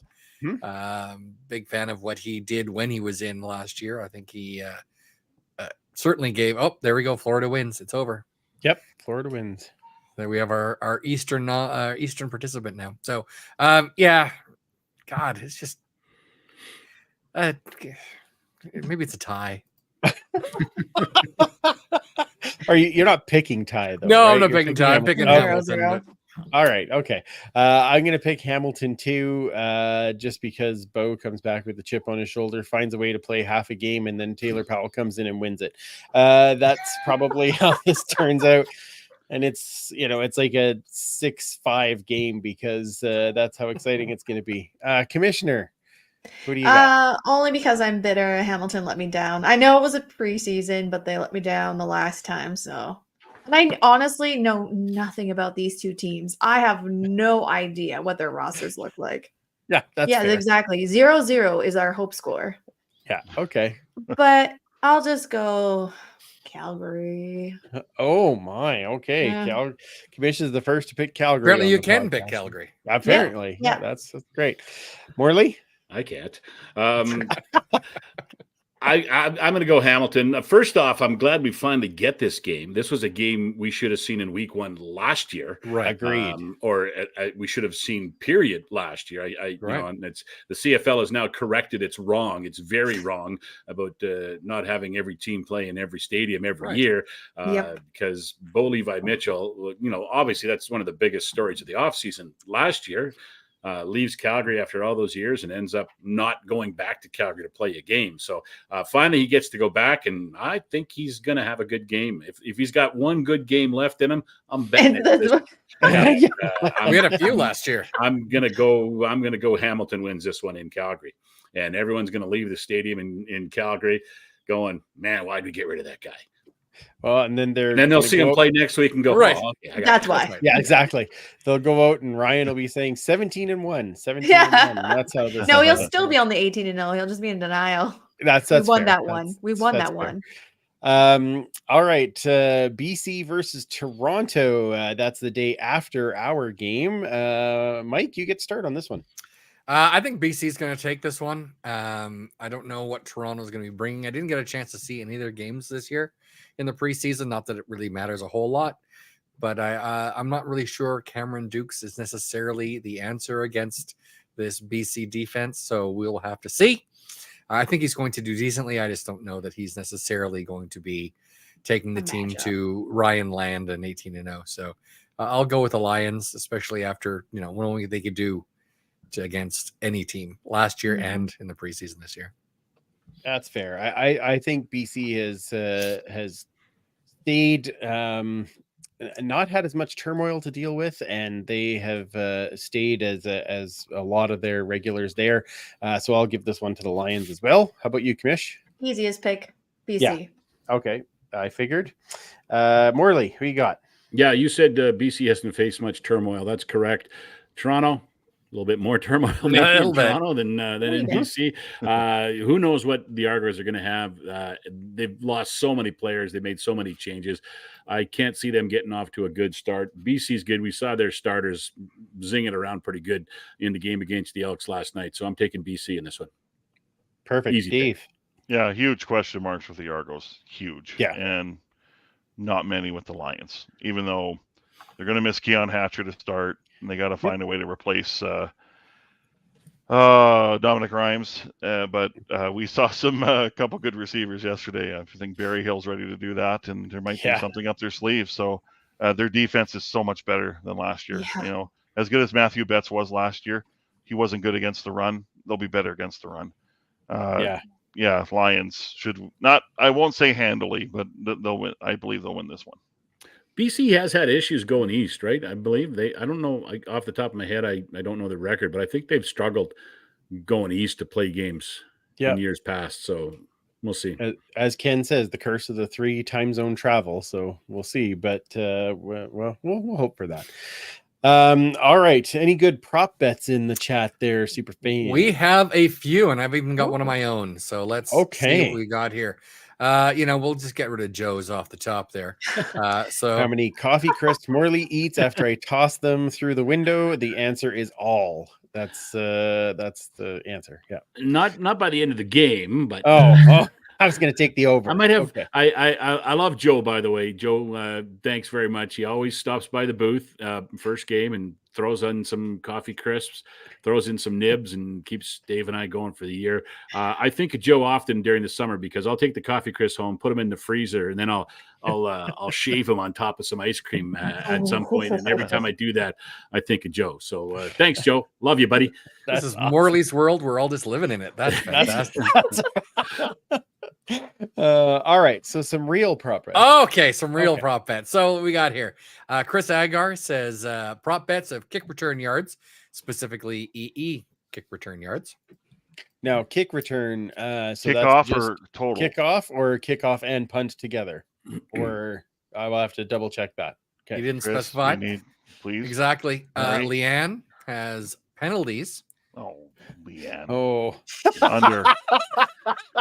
Dave. Under. Oh, yeah. All right. Okay. So there's another one to pick from. Okay. What else we got? MBT touchdown passes. That's a real one from Joe. Okay. There we go. Like that. Okay. And we have a little specification from Chris Agar. Oh, just kick returns. Okay. So just 272 there. Nice. Wow. 0.5. That's pretty good. Okay, and then what's one you had there? We all have one more. So we have from one more. Okay. Patrick B. Penguin posed as a question, but I think would be interesting. Prop bet. What ticket sales are for the first game? Oh man, that's No way. BC, so I'll tell you that. attendance, is that what you're thinking? Yeah, like maybe That's an a hard attendance. line to even pick when you don't know a lot of the variables of what's going to happen over this next little bit. We can talk about that one, but I don't know if I want to. Right. I don't want to pick that prop bet. I can tell you that right Yeah. now. And then okay, my own, it was because of all the talk of how we played last year and with the coming in of Mr. AJ Ouellette, I was going to say rushing yards against. Oh my. Okay. Morley, you get to pick any one of those. We'll let you pick this time. I think we let Dave pick last time, so we'll just be fair. I like the rushing yards against one. Rushing yards against. Yeah. Okay. So that's total rushing yards against, right? Yeah. Who sets the over under? Me. So that'll be Andrew getting the line, and then we pick over or under. Okay. So AJ Ouellette, like you said, got over 80 yards last time he was at Commonwealth and had 84 and 65 in the 2 games played last year against him. And we probably won't see a lot of Trevor Harris rushing yards, although he does, pull the ball down every now and again. He will against grab us. them. So yeah, exactly. Yeah, he's just driving the point home. So why don't we set the line?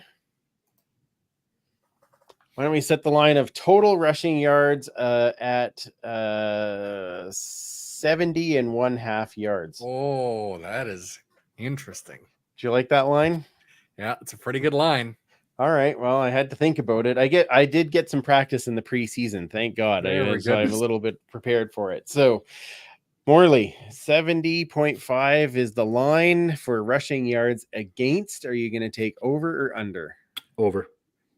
Okay. I mean, if they give up less than 100, it's probably a successful day, right? Against him. That's fair. So they give up 75. I'm That's going to a go good over. day. Okay. Dave? I'll go over, but not You'll by go much. over. Not by much. Okay. Super fan. See, I was going to say 72. So that was my number, and 70.5 makes it interesting. So if it is 72, that is over. But I think that would be a successful day. Okay. So you're going to say over. Okay. Yep. Kamish? Over. I was thinking between 76, 78. Okay.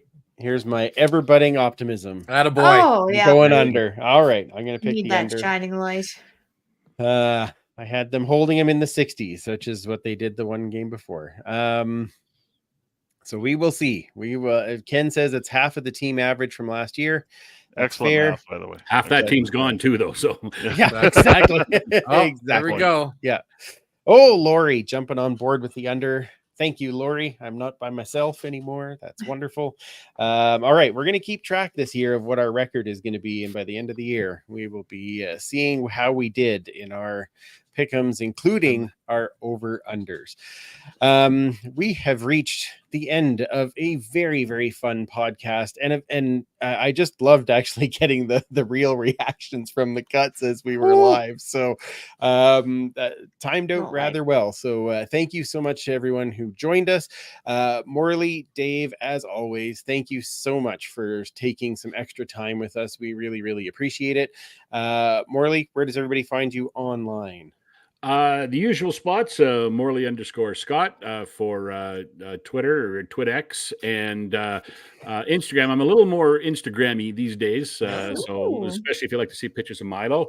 So head there for the game day walks and everything else. And you can also, of course, catch me every morning on 6:30 Ched This Morning with Stacey Brotzel and somebody else eventually. And and don't forget Antler Up as well. Comes out.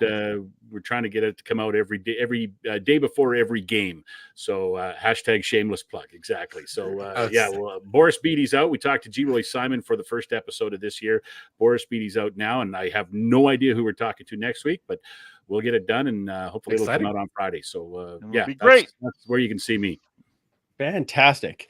What about you, Mr. Dave? Where do we find you? Find me on TwitX at Dave_Ched. I'm on Instagram, I think. I don't even know what my handle is because I don't use it enough for my own personal use. As far as posting stuff, I should do it more. But anyway, and then I want to remind people about the Elks page at 630ched.com. Stories, lots of audio, almost daily. If there's something going on there, you'll hear something.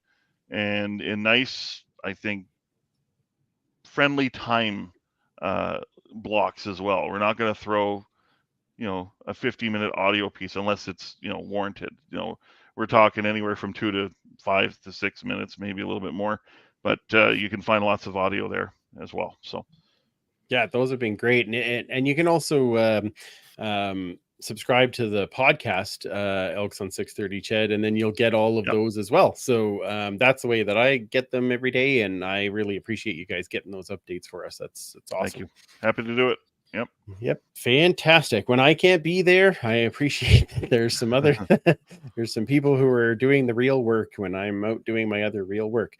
Commissioner, where does everybody find you? On Twitter, Twitch, whatever, at Duchess Lombardi. And I must say, Morley, I'm so happy game day walks are back. Those are just my absolute favorites. Thank you. That's I don't know how that got started, but it was about 10 years ago or so I started doing them, and it's I look forward to them. It's great. Thanks. It means football's finally here. Yep. Was that the Vine days or? What's that? Was that the Vine? days? Yeah, it started on Vine. It was 6 seconds, and I mean, if you blinked, you missed it, obviously, right? But it would just go in the loop after that. But now it's on Reels, and I get about 30 seconds to 60 seconds, I think. So they're a little bit longer, and a lot of fun. So it's awesome. That BC one has me excited for Grey Cup. So it's just like, I forget how lovely Vancouver really is. It's a beautiful city. Beautiful city. We're gonna have those. We're gonna have the Coach Vic pump up chats coming right away. We're hype chats. That's gonna be amazing. Yep. Yeah. It's excellent. Joe saying it was a great show even without him on it, so that's good. Found a way again, Joe. Yeah, 9.5 out of 10 simply because he wasn't on. All right, we'll I'll take it.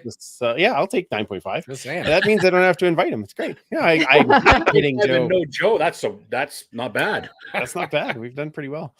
Super fan, where does everybody find you? You can find me at most of the socials, including Twix, at 56 Parkies, and then you can find the History and Horde segments at the Edmonton Football History account at EDMHISTOREE. Wonderful. And you can find me at Freepalicious and the show at the Turf District on all of the different social channels. Of course, check out our store because we have all of the new tailgate stuff there. We have all of the Pride Month stuff there. We've got all of our regular podcast stuff there. Zazzle.ca/store/turf_district_shop. Get whatever you want, including, look at these fancy koozies. Oh, I'm saying pardon? Yeah, there you go. That's fancy. So check that out. It's lovely. Lovely. Look at that beauty. Leanne's saying their hats finally shipped, so they should have them pretty soon. So yeah, Zazzle.ca, check it out. Check out the shop. Grab some of your Turf District gear. Also, make sure you are following our friends at Pay It Forward with Football, because they continue to spread kindness, which is what we need more of in this world. Amen. If you are on YouTube Live, stick around. We will do a little bit of overtime to get through some of these wonderful comments that we have to things to talk about. Lots started. I can only imagine there's a few things going on. Otherwise, we will be back on June the 11th for episode 300. Of course, Wow. we at that point we will be talking about our home opener win and our Yes. 1-0 Edmonton Elks. So make sure that you join us for that. For now, though, for Morley and Dave and Commissioner Kayla and Superfan Mike, I'm Andrew. Remember, you can't catch footballs with your face, and we will absolutely talk to you next week.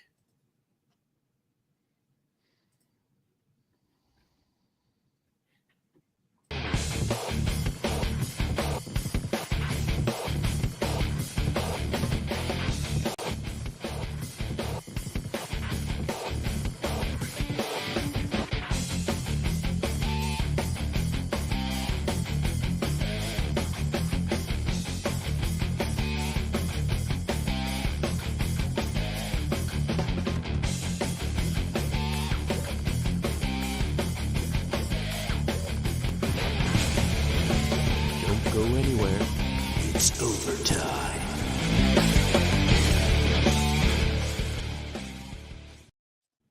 And we are back. But Commissioner is checking out for overtime. It looks like Dave checked out from overtime as well. And I'm Morley. trying. And more. Oh, you're trying to check out? All right. Well, I'm thanks. trying. Thanks, Morley. Thanks for coming. Oh, you succeeded. Okay, bye. All right. You're out of here too, Commish? I am. I didn't want to say, or I didn't want to just hop off. So I want to say That's okay. goodbye to you fellas. And All right. Well, enjoy the we rest will- of your Saturday Eve. We'll see you in 6 days. exactly. We'll see you on Thursday. 7 days. 7 days. Woo! Yes, Right, you won't Thursday, even too. recognize me. I'll Right. look like a woman. Oh, Like wow. a woman. Man, Wow. she feels like a woman. Yeah, that's crazy. All right. Well, Anyway. we've got some fun to go through with Yep. all of the things here. So, Kayla, have a Okay. wonderful Saturday night. Thank you for joining us, and we will chat with you on Thursday. Goodbye. Goodbye, everybody. Goodbye. Thank you. Goodbye. Did you say toodles? I did. Nice. You're welcome. Well, All right. I'm going to so tell now- you, looking back at this, at these Yes. stats, I was like, I got to keep overtime going because, yeah, there's a lot of stuff. Like, there's a lot of stuff to unpack here between well, like this one. yeah. Well, What do you do with Faithful with Beatty and Julian doing the kicky duties? Well, I guess you cut them. Yeah. Man, that's sad. Yeah, so that's Apparently it isn't.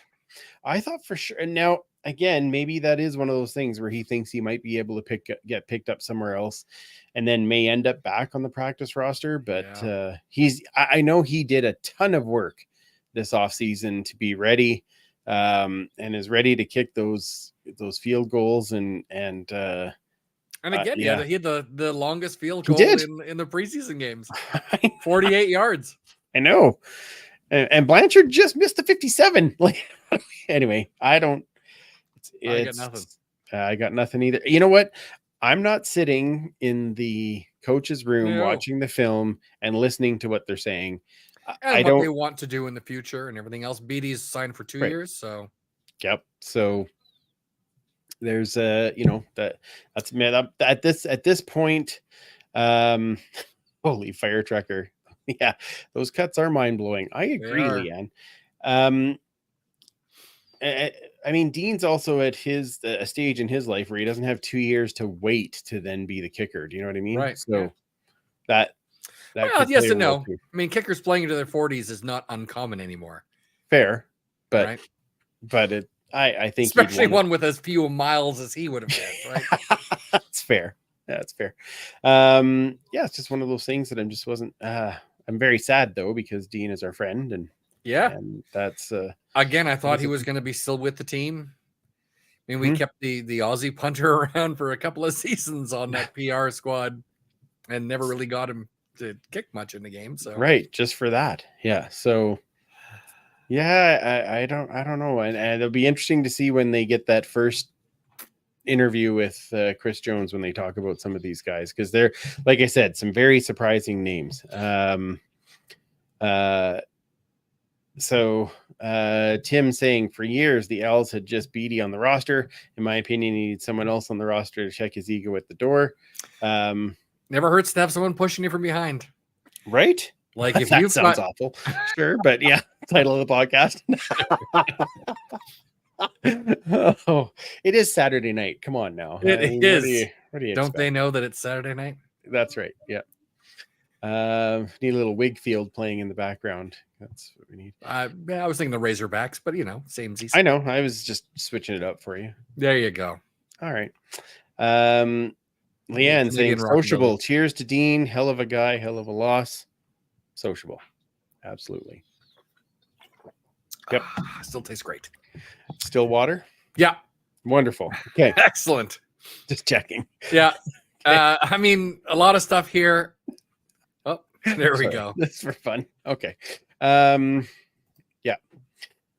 Okay. Lori saying, looking forward to next weekend, as are we. And looking forward to the tailgate. Tailgate's been great. Hey, if you're coming to the tailgate, you might be able to get one of these. Oh. Ooh. Oh, guys. There it is. Look at how pretty that is. Gave away some of those this last week. We still have some available. You can ask Mike or Kayla or myself, and we'll be able to. We are happy to see you spread the word of the tailgate in general. Pod and the tailgate. And there is or you might be able to get one of these. Ooh, like Morley had. Fancy. Be like Morley. Ooh, have a Turf District sticker. Yeah. There you go.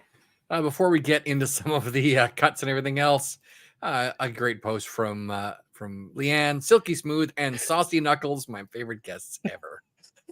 Saucy Knuckles. When he eats the tacos in a bag, gets the sour cream on the knuckles. That's true. Yes. Let's go with that. All right. Perfect. So glad that's what it is. Yeah. Leanne does want some pins. Yeah. I wants that. I needs that real bad. Yeah. Yeah. As our good friend Brian Edwards would say, I want that.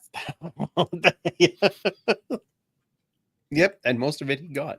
Yep. He sure did. Yeah. Yeah. Yes. No, we will have some. We just got to get together and we'll have one for you. Yep.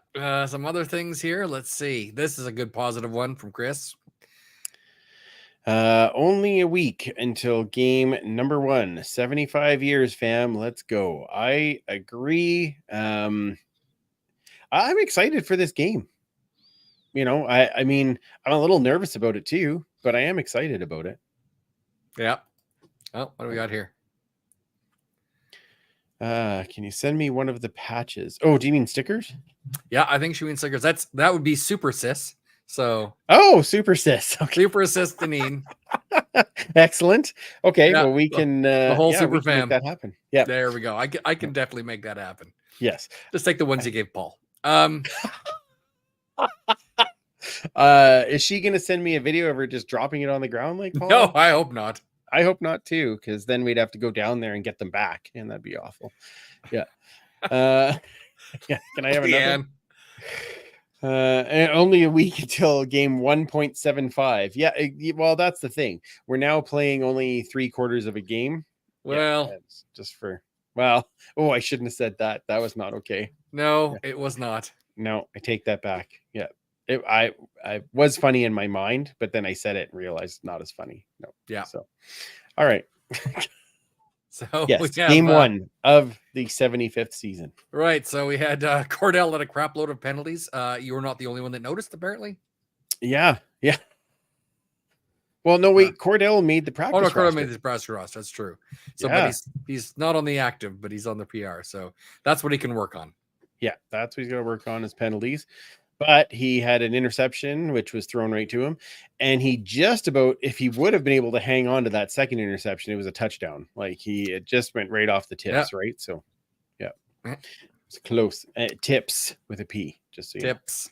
Correct. Tips. Chat. Okay. Exactly. So Leanne wants to know who missed the first field goal. Sorry, extra point. To be perfectly honest, that was Sean White who missed the first extra point in that game. That's true. So I don't feel as bad when Vincent Blanchard missed the convert for us. Correct. Apparently, again, other people maybe thought differently. Guess so. I'm not really sure what more he could have done. However, I guess they didn't feel like keeping a kicker punter on the practice roster. Yeah, it must have been that. Or they, like you said, they have other guys that they're waiting to offer. But Blanchard got some great video of how strong his leg is. So that might be yes, Cliffy, just the tips. Oh, good Lord. As soon as I said it, I'm like, I'm going to pay for this one. Yeah. Okay. That's a little funny. more positivity there from Joe. Elks finished 8-10 this year for 4th in the West. Okay. Are we going to book that the same way that, what was the other one he was saying that we needed to book it and we weren't able to because he got cut? Yeah. Word on defense. I don't think she does. Yeah. Joe was on a roll. he really went on a book it rule. Yeah. 2,000 yards for Dylan Mitchell. Nope, only 1999. So it was close. Yes. Okay. You're taking the under on that one. I would take the under on that one as well. Me too. Yeah, pretty safe. I would love to be worrying about being wrong on that.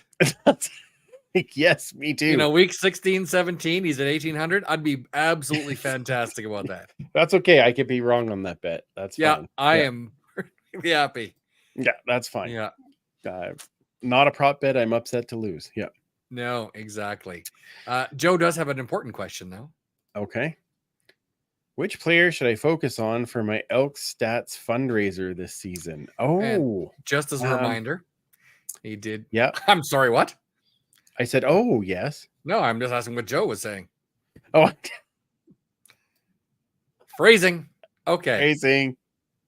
Yes, that's. I missed that. No, that's great. Okay. Wow. Okay. What player? I know which player I would pick, actually. What player would you pick, Mike? There's a lot of choices. Honestly. I know there is, but I know which one I would pick. MBT would be a great choice there. I mean, there's a lot of stats you can pick from. Kevin Brown would be an outstanding choice. Again, he doesn't have as much competition. What is Gino going to do this year with MBT throwing the ball? Right. And I know that Joe usually has done this with receivers because it was a Darius Bowman before and obviously Gino last year. I would put it on Curly Gittens Jr. That's a good choice because him and MBT have an incredible connection. He's going to get some yards this year. I think that would be a good one. So Leanne saying I think he should pick 6'6". He could use a positive vibes boost. I agree. Yeah. So we'll see where he lands in this first few games, like Dave and Morley saying that they figure he might end up on the 6th game to start. But we shall see.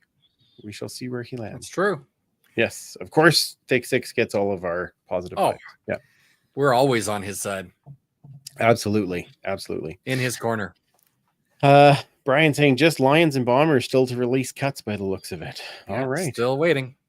Yeah. Well, they should be out by now because it's supposed to be 8 here. It's 10 o'clock our time. Isn't it midnight? Oh, our time. Oh, I thought it was 10 o'clock Eastern. Okay. No. Okay. So, well, aren't we lucky that it came right while we were recording the show? We were very lucky. That's incredible. Wow. Live as we're all like, what? That never happens. The best part is I was reading them off and I hadn't read through the list yet. So it was a very live reaction of me reading at the same time and most of us reading at the same time. That was pretty crazy. Yeah. And Chris is sort of says what I think we're all feeling. Every year, I am shocked at cuts. I never get used to it, but that's the way it goes in all sport, honestly. Yeah. When you're going to have some favorites that are coming into camp and you think they're doing great. And well, and like I said, there's a couple in there. The kickers, we had kind of said it from the get-go. I don't know what they're going to do with the kickers. I don't know what is the plan here? How are they going to handle that?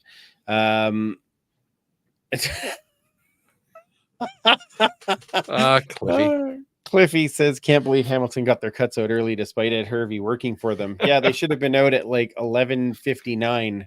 Apparently, yeah. It is 10 local time. Okay. Technically, Winnipeg is late, and in BC as well. Yeah. Okay. So no, BC would still, it'd only be 8:18 local time. Oh, I see. For them, right? So,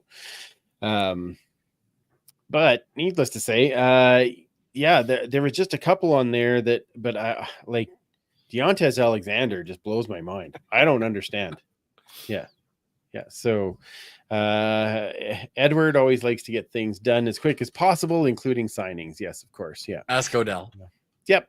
Yeah. That's why we have the Ed Hervey window now. With the legalized tampering. Yeah. Correct. Yes. Yeah, exactly. Sometimes the shock is worse than others is what Ken is saying. And I think that's where this one landed. Last year, I don't remember, like there might have been one or two names, but there wasn't anything like, holy, really? This year, there's really a lot. Yeah, there was a lot of them. Yeah, so that was a shocker to me. So yes, the main thing after I read that list and I said it on the podcast is that the Jimmy Gaines Award winner made the team. That is a plus. I will take it. That is a big thumbs up right there. Whew. Yeah. All right. What else did everyone have to say about those things? Yeah. Did anybody have to say anything about, well, we were talking about the actual team that we're hoping to see this year? I guess. Well, okay. Ed didn't want to say this during the regular show as I didn't want to be a Debbie Downer, but this is the least excited I've been ever for a season. Seeing Faithful cut isn't helping. Interesting. Okay, so Ed, maybe explain why it's the least excited that you've been in a while. I'd be curious to know what the reason behind that is. If it's a single reason, or is it a group of things? Or what? I'm thinking it's got to be a group of things. Yeah. Faithful cut is hard just because he's a great dude. Yeah. But we know that Boris Beatty is an incredible kicker. So we knew that Dean wasn't going to be certainly making the active roster, most likely with Boris Beatty coming in. You don't trade for the guy that was the top kicker for average for kicking average in the league. If you're planning on starting Dean. So I think it was a matter of we just all expected, especially with requirement of having a global. If I mean, touch wood, Edeva goes down in a game and has to miss a game, we have to have a global on the roster. You forfeit that game, right? Yeah. So you need someone that can come in there. Now you could have Dean maybe just handling kickoffs or maybe handling whatever, but he had to be on the roster. But yeah. Or someone has to be on the roster. I mean, Joe's a little more positive. Elks beat Riders 27-10. Ooh, love that. I'm always happy when they get 27. Yeah. Let them have 10. Wow. It's against the Riders. We 27-26. Like it's I don't care what it is as long as we win. Yeah, as long as we get the W and we don't gift them another game. There's been 3 of them in the last 3. Yeah, this last 3 of them in the last 12 months, but it doesn't matter. We gifted them another game. I mean, if we're going to gift them a game, let's make it the preseason. So now it's not the preseason. So let's make sure we don't gift them the game. How about that? Yeah. Is that okay? Perfect. Okay. Leanne has a great comment. You handled the delivery of the cut list really well, Andrew. I don't know that I could have been quite as neutral. Thank you. I appreciate that. I think one of the things that I have kind of learned going through this whole process of doing the podcast and getting towards the number of shows that we've done is I kind of learn how to, okay, well, we're going to, we just need to get this out and this is the information out and then we can break it down after. So it's a little bit, although there was a couple where I was like, what What?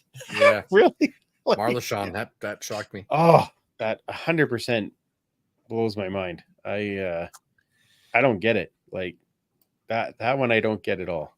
So I got your back five then, like your DBs, you've got Kai Gray, you've got Darius Bratton, Yeah. you've got Blue Cheese Purefoy. Yep. Yeah.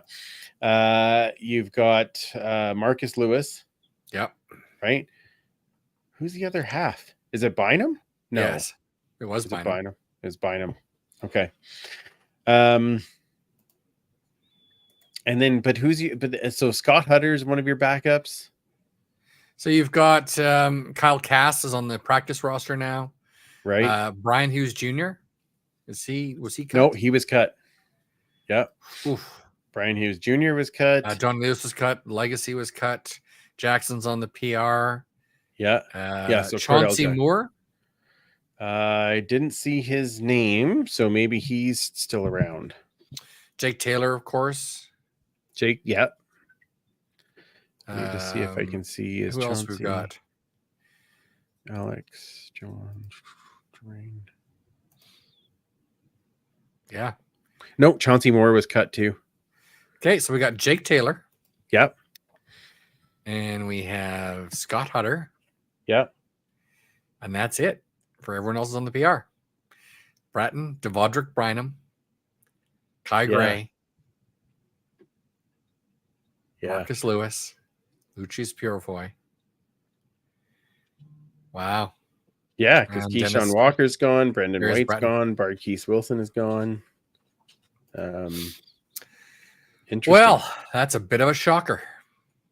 Yeah, I don't know. Yeah, Kyle Cass is the only DB on the practice roster. No, Cordell Jackson. No, Cordell Jackson as well. Yeah, Cordell Jackson and Kyle Cass. Interesting. Yeah, I only look at it from a point of depth and injuries, just because we've had those issues before. Yeah. Oh, Jim, watching from Iowa. Never miss a podcast. Just can't wait for the season starts. Finally here. Welcome, Jim. Glad that thank you for being in the chat. That's awesome. Big fan. Of course, my dad, born and raised in Iowa. Lived in Clarion. So yeah, I said Iowa's always got a special place for me. Oh, that's awesome. Fantastic. Well, I'm so glad, and thank you for tuning in. That's fantastic. All right. Ken's got a great point. We got 3 games against the Riders. We have to win 2.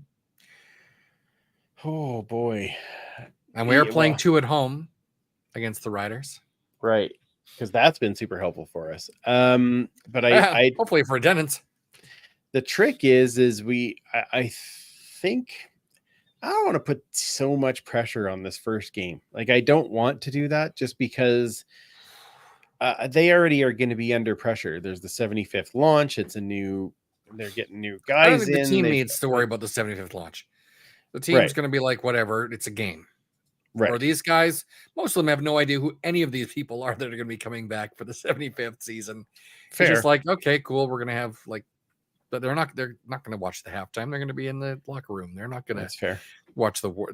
They're just focused on playing the game. And that's exactly what they should be doing. So that's what they should be doing. But you don't want to have that pressure of, well, we have to win this at home and we have to win do you know what I mean? Like, I want them to be aware of it, and I want them to play loose so that they can play the game properly. Yep. And otherwise, I think it's just react and do what you do. Do what you do. Yeah, exactly. So, and if you're going to catch the Riders, as Morley was saying, when you bring in a new regime, it is exciting and it will be good for them for sure. But this is the time where you might be able to catch them where they're still working out some of those kinks, right? So, Lori has a interesting point. You should do an EE 101. Explain CFL requirements for team members, how all the signings work. Oh, wow. We could do something like that in one of that might have to be like an off-season episode where we do because then right before free agency or something where we're talking about this is why this is important. This is how you want to kind of have guys in certain positions. Like, yeah, that would be that's a great idea. I love it. That's cool. Leanne also likes it. All right. Well, let's. I'm going to jot that down so I don't want to forget it. Put it in your phone. Set a reminder. Football 101 for positions. Okay. Okay, no problem. That's a perfect off-season one where we're not talking about games and stuff. Or maybe if it gets bad again, then we'll do that one week just because it'll be more fun. Yeah. I could create notebooks and sell them in the Zazzle store. Hey, look, Leanne is an excellent marketing. Exactly. Yes, I got to work on that. Yeah, we haven't had too many people grab stuff from the Zazzle store yet, so we need more items that'll grab attention. That's right. Like a notebook, so you can follow along in our EE 101. I like this. Yep. Early done. We will do that. Yeah, that's like the 2nd January show after we come back. There we go. All right. Like it. Perfect. As Joe would say, book it. Book it. In the All words of the famous Joe. Book The it. famous Joe. Yeah. So Ed, Patrick B. Penguin following up. Okay, good. I can't pin on one thing. Maybe I'm just sick of the Chris Jones show. Okay. Now, I can appreciate that. Thanks, Lori. I appreciate the reminder. I can appreciate where you're coming from, Ed. Oops. In the fact that I think there's always there's definitely more expectation for Jones to have done better in his first 2 seasons. Like, we knew that first season was going to be difficult because they basically gutted the roster and started over again. We're going to year 3 now. Correct. So, but in Jones's history, now with us the first time, it was only 2 years, and I get that, but he also had first year.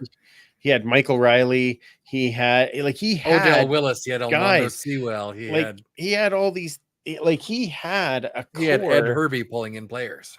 Correct. Like, he had a core already. But again, don't forget, in his first season, we went 12-6. Right.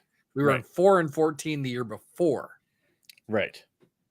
So the stuff came in. He made it happen. It was bam. Like, we obviously had a solid team, and he was the thing that sort of put those things together. Even in Saskatchewan, though, he had a tough first year, but by year 2, we were seeing changes, and by year 3, and solid. That's when they started to get right. So we didn't see the year 2 bump yet.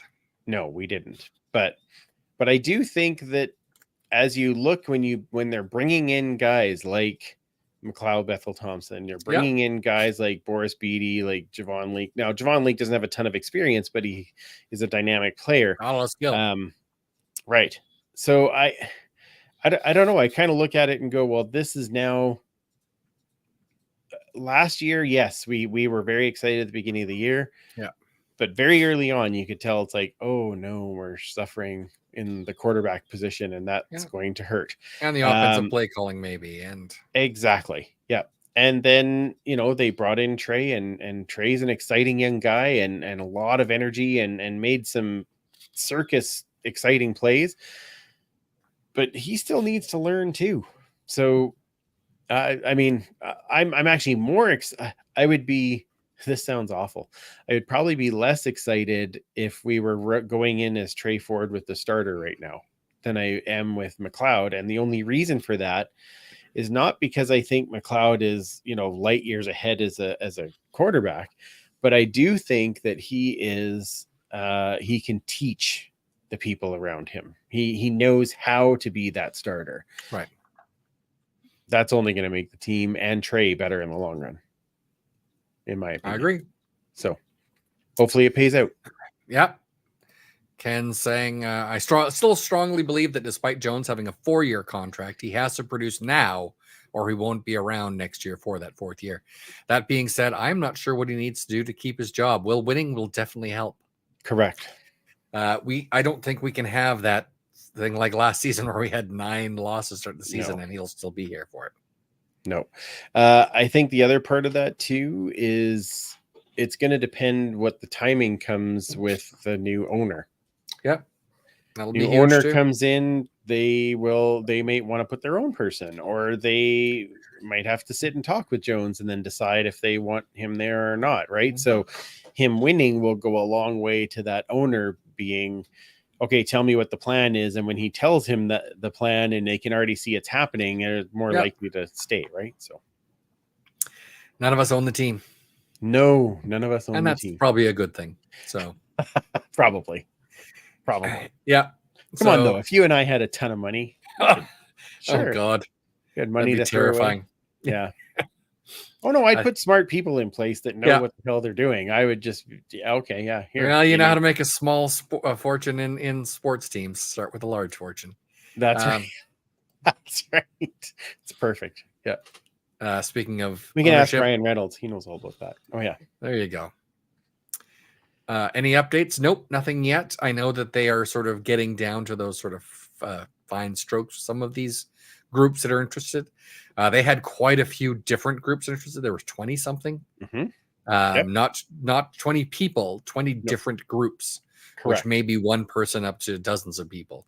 And I think they are starting to whittle it down yet, but it's still not, at least nothing I've heard anyway. Oh, I have heard it's down to 3.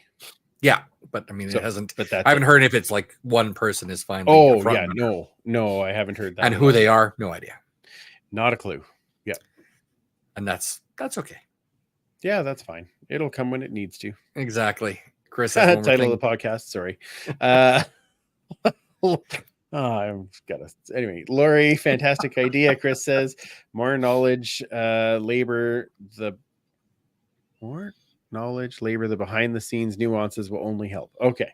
I think I know what he's saying there. So yeah, more knowledge about the behind the scenes nuances will only help, I think, is where that. I bet you autocorrect got him. Yep. Yep. Okay. Story of my life. Story of my file. Yeah. Yeah. All right. Ken saying that the team had hoped to have new owners in place by the start of the season. We are not even close. I don't think that's accurate, saying we're not even close. This is something that takes a lot to do. We do not want to rush into this. So we want to make sure we get it right. And the fact that they are down to just 3, that's saying they are a far season ahead. It's supposed to happen mid-season. Ken says, I think it needs to happen before the end of the season. And the plan is still sometime in season, if not the end of the season, someone will be in place. Yeah, exactly. And the thing is, I think each owner will have their own different timeline too, right? Yep. So some owners, they'll say, okay, yeah, I'm ready to take it over in July. But the next one might say, you know what, let's play out the season and let's announce this in December. Right. So just to make the most of it, right? It's however they want to do it too. There's got to be a little portion of that. Absolutely. Couple from Leanne here. One says, are my fave alumni 17 and 58 coming back to the home opener? I have not heard those names in particular, but there are certainly more people coming than I know about yet. So I would love to see them both. Absolutely. There are certainly some people from around that era, quite a few people from around that era. I saw several of them today at the Wine Fest. Okay. Of course, like Eddie Steele, Matt O'Donnell, Justin Sorensen. Always great to see any of those guys from that sort of 2015 era, back with around all the fans. And Matt O'Donnell, again, another guy that's lost a ton of weight. I think he lost somewhere around 60 pounds. He's more basketball player now. Yeah, exactly. How about D'Anthony? Again, another name I have not heard. He's in the States, so I'm not sure. He was a strength and conditioning coach last I heard. Yes. For the Raiders, was he not? Yeah. Yeah, that's what I thought. Yeah. And she does say, please take lots of photos at the dinner. This is actually my first annual dinner that I'm going to. So me too. I am very excited about it. I will hopefully will remember to take a lot of pictures, but we'll see. Well, we'll make our best effort. There might be some times that Mike and I are more like this. Yeah. Than able to take a picture. Do you know what I mean? Or maybe some tears and just seeing some of these people here. Yeah. There's like I said, there are dozens and dozens and dozens of alumni. And these are considered to be special guests. So this is not a time where people are going to walk around getting autographs, getting selfies, that kind of thing with them. So it's meant more to have them honored and present without necessarily having them do too much interactions with the fans. So Leanne. Solution, wear a GoPro. Modern problems require modern solutions. That's right. Yeah, exactly. Yeah, if only I had one of those. Tyler's not in town. I don't have his GoPro handy. See, what are you gonna do? Yeah, we need one of those button cameras, right? Where it just sits in, yeah. Talk into the flower. Yeah. What are you talking about? Holding the phone. What are you talking about? I was just holding it like this so that I could it's filming the entire time. Yeah. Yes, I need that the slow motion cam that they do at the Oscar. Everybody just do their pose. To quote Simon and Garfunkel, "Be careful. I think his bow tie is really a camera." That's fair. Yeah. Hopefully Kayla will behave herself in a certain number 2 is there. Now there could be lots of those. That Trey Ford is that no Fred Stamps, I'm sure is what he's talking Gizmo Williams will be there. Oh, another number 2. Hey, never know. Who does number 2 work for? Austin Powers, you've got a quote for everything. Oh my. All right, we are coming to the end. Let's wrap it up with this one. I think this is a good one to end it on. From Lori. I usually listen on my drive into the games. First time watching live. Love it. Well, we love having you. So. Yes, absolutely. And cannot wait to see you next week. It's been much too long. So 7 days. Of the fun tailgate family coming back together again. It's going to be fantastic. And yeah, I think just the energy of everyone there is going to be so exciting. Look, if the Oilers do make it into the final, there's going to be excitement on a number of levels, right? You've got excitement for this and the excitement of the Elks and the 75th season, and you've got the excitement of the Oilers playing the game. Right. And so I think that is just that's going to be a fun day. That's something I want to be part of. So very, very excited about it. And I'm so glad you could join us live, Lori. That's we'll have to do every now and again. We'll just pop in a Saturday one just for fun. And obviously we had some great interactions here tonight. So we really appreciate you guys joining us and being able to adjust your schedules to spend some time with us. So that was awesome. Absolutely. And it's a little earlier too. So people are even our friends out east aren't going to be getting to bed at like 1 a.m. So yeah, me either, which is nice. I mean, they might still, I what they do after this, I have no idea, but I mean, they're in Montreal, they're still hitting the clubs after this. That's happening. True. Yeah. I don't know what you're thinking. That late night smoked meat. All right. Sounds really good, actually. Yeah. Yes. Yeah. So now, this week, Mike, are you able to go to the Jersey launch? We're talking about it, so I'm certainly hoping to, for sure. I will be on a plane when that happens, so I'm not actually going to see it until I'll borrow your bow tie camera and yeah, thanks. Yeah. So I'm a little upset about the timing of the video that they are doing is already prepared, obviously. And it will be, I'm sure, shared to socials after the launch itself. So you'll get an opportunity. Niles Morgan was modeling them among others. Yep. Perfect. It should be, Do you think that'll be like on sale on Thursday? I certainly hope so. I hope so too. Because I will go. Better get that airplane Wi-Fi. Yeah, something like that. High quality. Now, if you were on Porter Air, they have great Wi-Fi. So I'm just saying. Well, you know what? The last time that I flew back from the States, I did get the Wi-Fi on WestJet, and it was actually pretty good. It was nice. It was pretty decent. I was actually writing a show because we were coming back in time to record. So we'll see. I don't know that I'll be able to justify it just to watch for a jersey, but we'll see. Yeah, sure you can. Get right on esksshop.com and buy my jersey. Exactly, before you land. Before I land. Is it here? Is it ready? You don't understand. I need to get on Wi-Fi so that I could buy something. Interesting. All right. Well, they'll understand. They should understand by this point. If my coworkers don't know me well enough to know that I need that by now, then obviously something's wrong. The one thing about Cut Down Day is we certainly know who's still going to be there to buy a jersey. Yeah. Who are you getting on that jersey? I guess I'm not getting another Franklin jersey, as it turns out. No. but really, I mean, one Franklin jersey. Yeah, That's pretty the one that I have is pretty fancy. pretty sweet. Um, Speaking okay, of people so that wear number 2. If oh, only. oh. All right. Well, if at this moment, I know it's very early, super fan, but who do you put on the jersey from this year?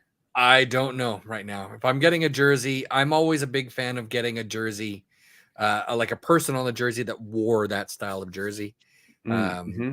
I mean, I'm a little too OCD to get if I'm like, oh wait a minute, he didn't wear that style because the logo was like 3 inches shorter. Right. Yeah. But that's Well, me. you know that the guys on the team right now are going to wear that jersey. So they are, assuming that not they're injured. We'll see when the injured list comes out. I think maybe we'll ask that for next week. Is Okay. If you are getting a jersey, what number did you or are you going to be putting on that jersey? Especially because then we will have a depth chart by then. Yep. Yeah. And I'm trying to. Will think they have if it ready in time for the game? I certainly hope so. Well, I truly hope so. Yeah. Yeah. I mean, No, I mean to get it crested. I know that's what I mean, to get it done in time for the game. Might be that time to get one with just my own name on it. Yeah. Like, I don't do that that might either, be but possible. you never know. No, I know you don't do that, but yeah. We've had a few close to Hoskins. We've had a Haskins, yeah. Hopkins. No, we had a Hoskins last year, number 10. Well, that's just true. Didn't wear that one. Yeah. So yeah, if I had to pick one right now, it's a tough call. Gino, Dylan. I don't know. There's a lot of guys. Yeah. If I win the jersey from the TD song contest, I'm getting thick 6. That would be Great one choice. for me too. I definitely high on the list because he's a big supporter of us, and of course we're a big supporter of him. So yeah, that would be a good one. It's a great choice. Curly Gittins, Gavin Cobb. Oh, so many choices. KB. Oh man. Do I finally get the Tanner Green? Are we all going out for late night donairs now? Yep. Yep. That's pretty much how it goes now. Another good choice. Blue cheese. That's another good one. Yes, yeah, I mean, sure, God knows I don't have any number 0s in the collection, so no, because there hasn't been one. There've been a few. Well, but Don not many. Unamba. Yeah, that's true. Yeah, I mean, Mike Riley was the first one to wear it, but yeah, Mike Riley wore 0. Yeah, when we put Larry Highbaugh up on the wall for warm-ups, he wore 0 in tribute because they were putting number 13 on the wall, and so he didn't wear it. And then after that, Don Unamba was the first one in 20. Right. 20 was that 2017, 2018? 21, I thought. Right, it would have been later. Yeah, it would have been. Yeah, but post Wayne. Yeah, so Mike is coming for the 75. If you mean Michael O'Reilly, yes, indeed. Yes, Michael O'Reilly has been confirmed. Yep. Along with a Richard Ray. Yes. And a Harold Warren Moon. Yeah, exactly. All the Thomas Wilkinson. Yeah. Thomas Wilkinson. Just seems weird. I know it's Ray. So weird. Yeah. Yeah. We'll just leave it at that. All right. That's a good way to wrap this show up. Yep. Thank you for joining us on a Saturday evening. Enjoy the week that comes, both if you're watching hockey with the Oilers or if you're doing some 75th anniversary celebrations for the Elks. If you're going to be at the dinner on Thursday, make sure you pop by and say hello to us. We're excited to see everybody. And that's going to be just an amazing tribute. And of course, we'll see you on Saturday for the tailgate and make sure that we're there for the game. So thank you so much for joining us. Superfan, where does everybody find you again? You can find me at 56 Parkies and then the History and Horde segment at the Edmonton Football History account at EDMHISTOREE. Wonderful. And follow our sister at Duchess Lombardi on the Twix. You can follow me at Free Policious or at the Turf District on all of the different socials. Thank you again for watching and joining in the fun this evening. For Commissioner Kayla and Superfan Mike, I'm Andrew. Remember, you can't catch footballs with your face, and we will absolutely see you at the tailgate. Or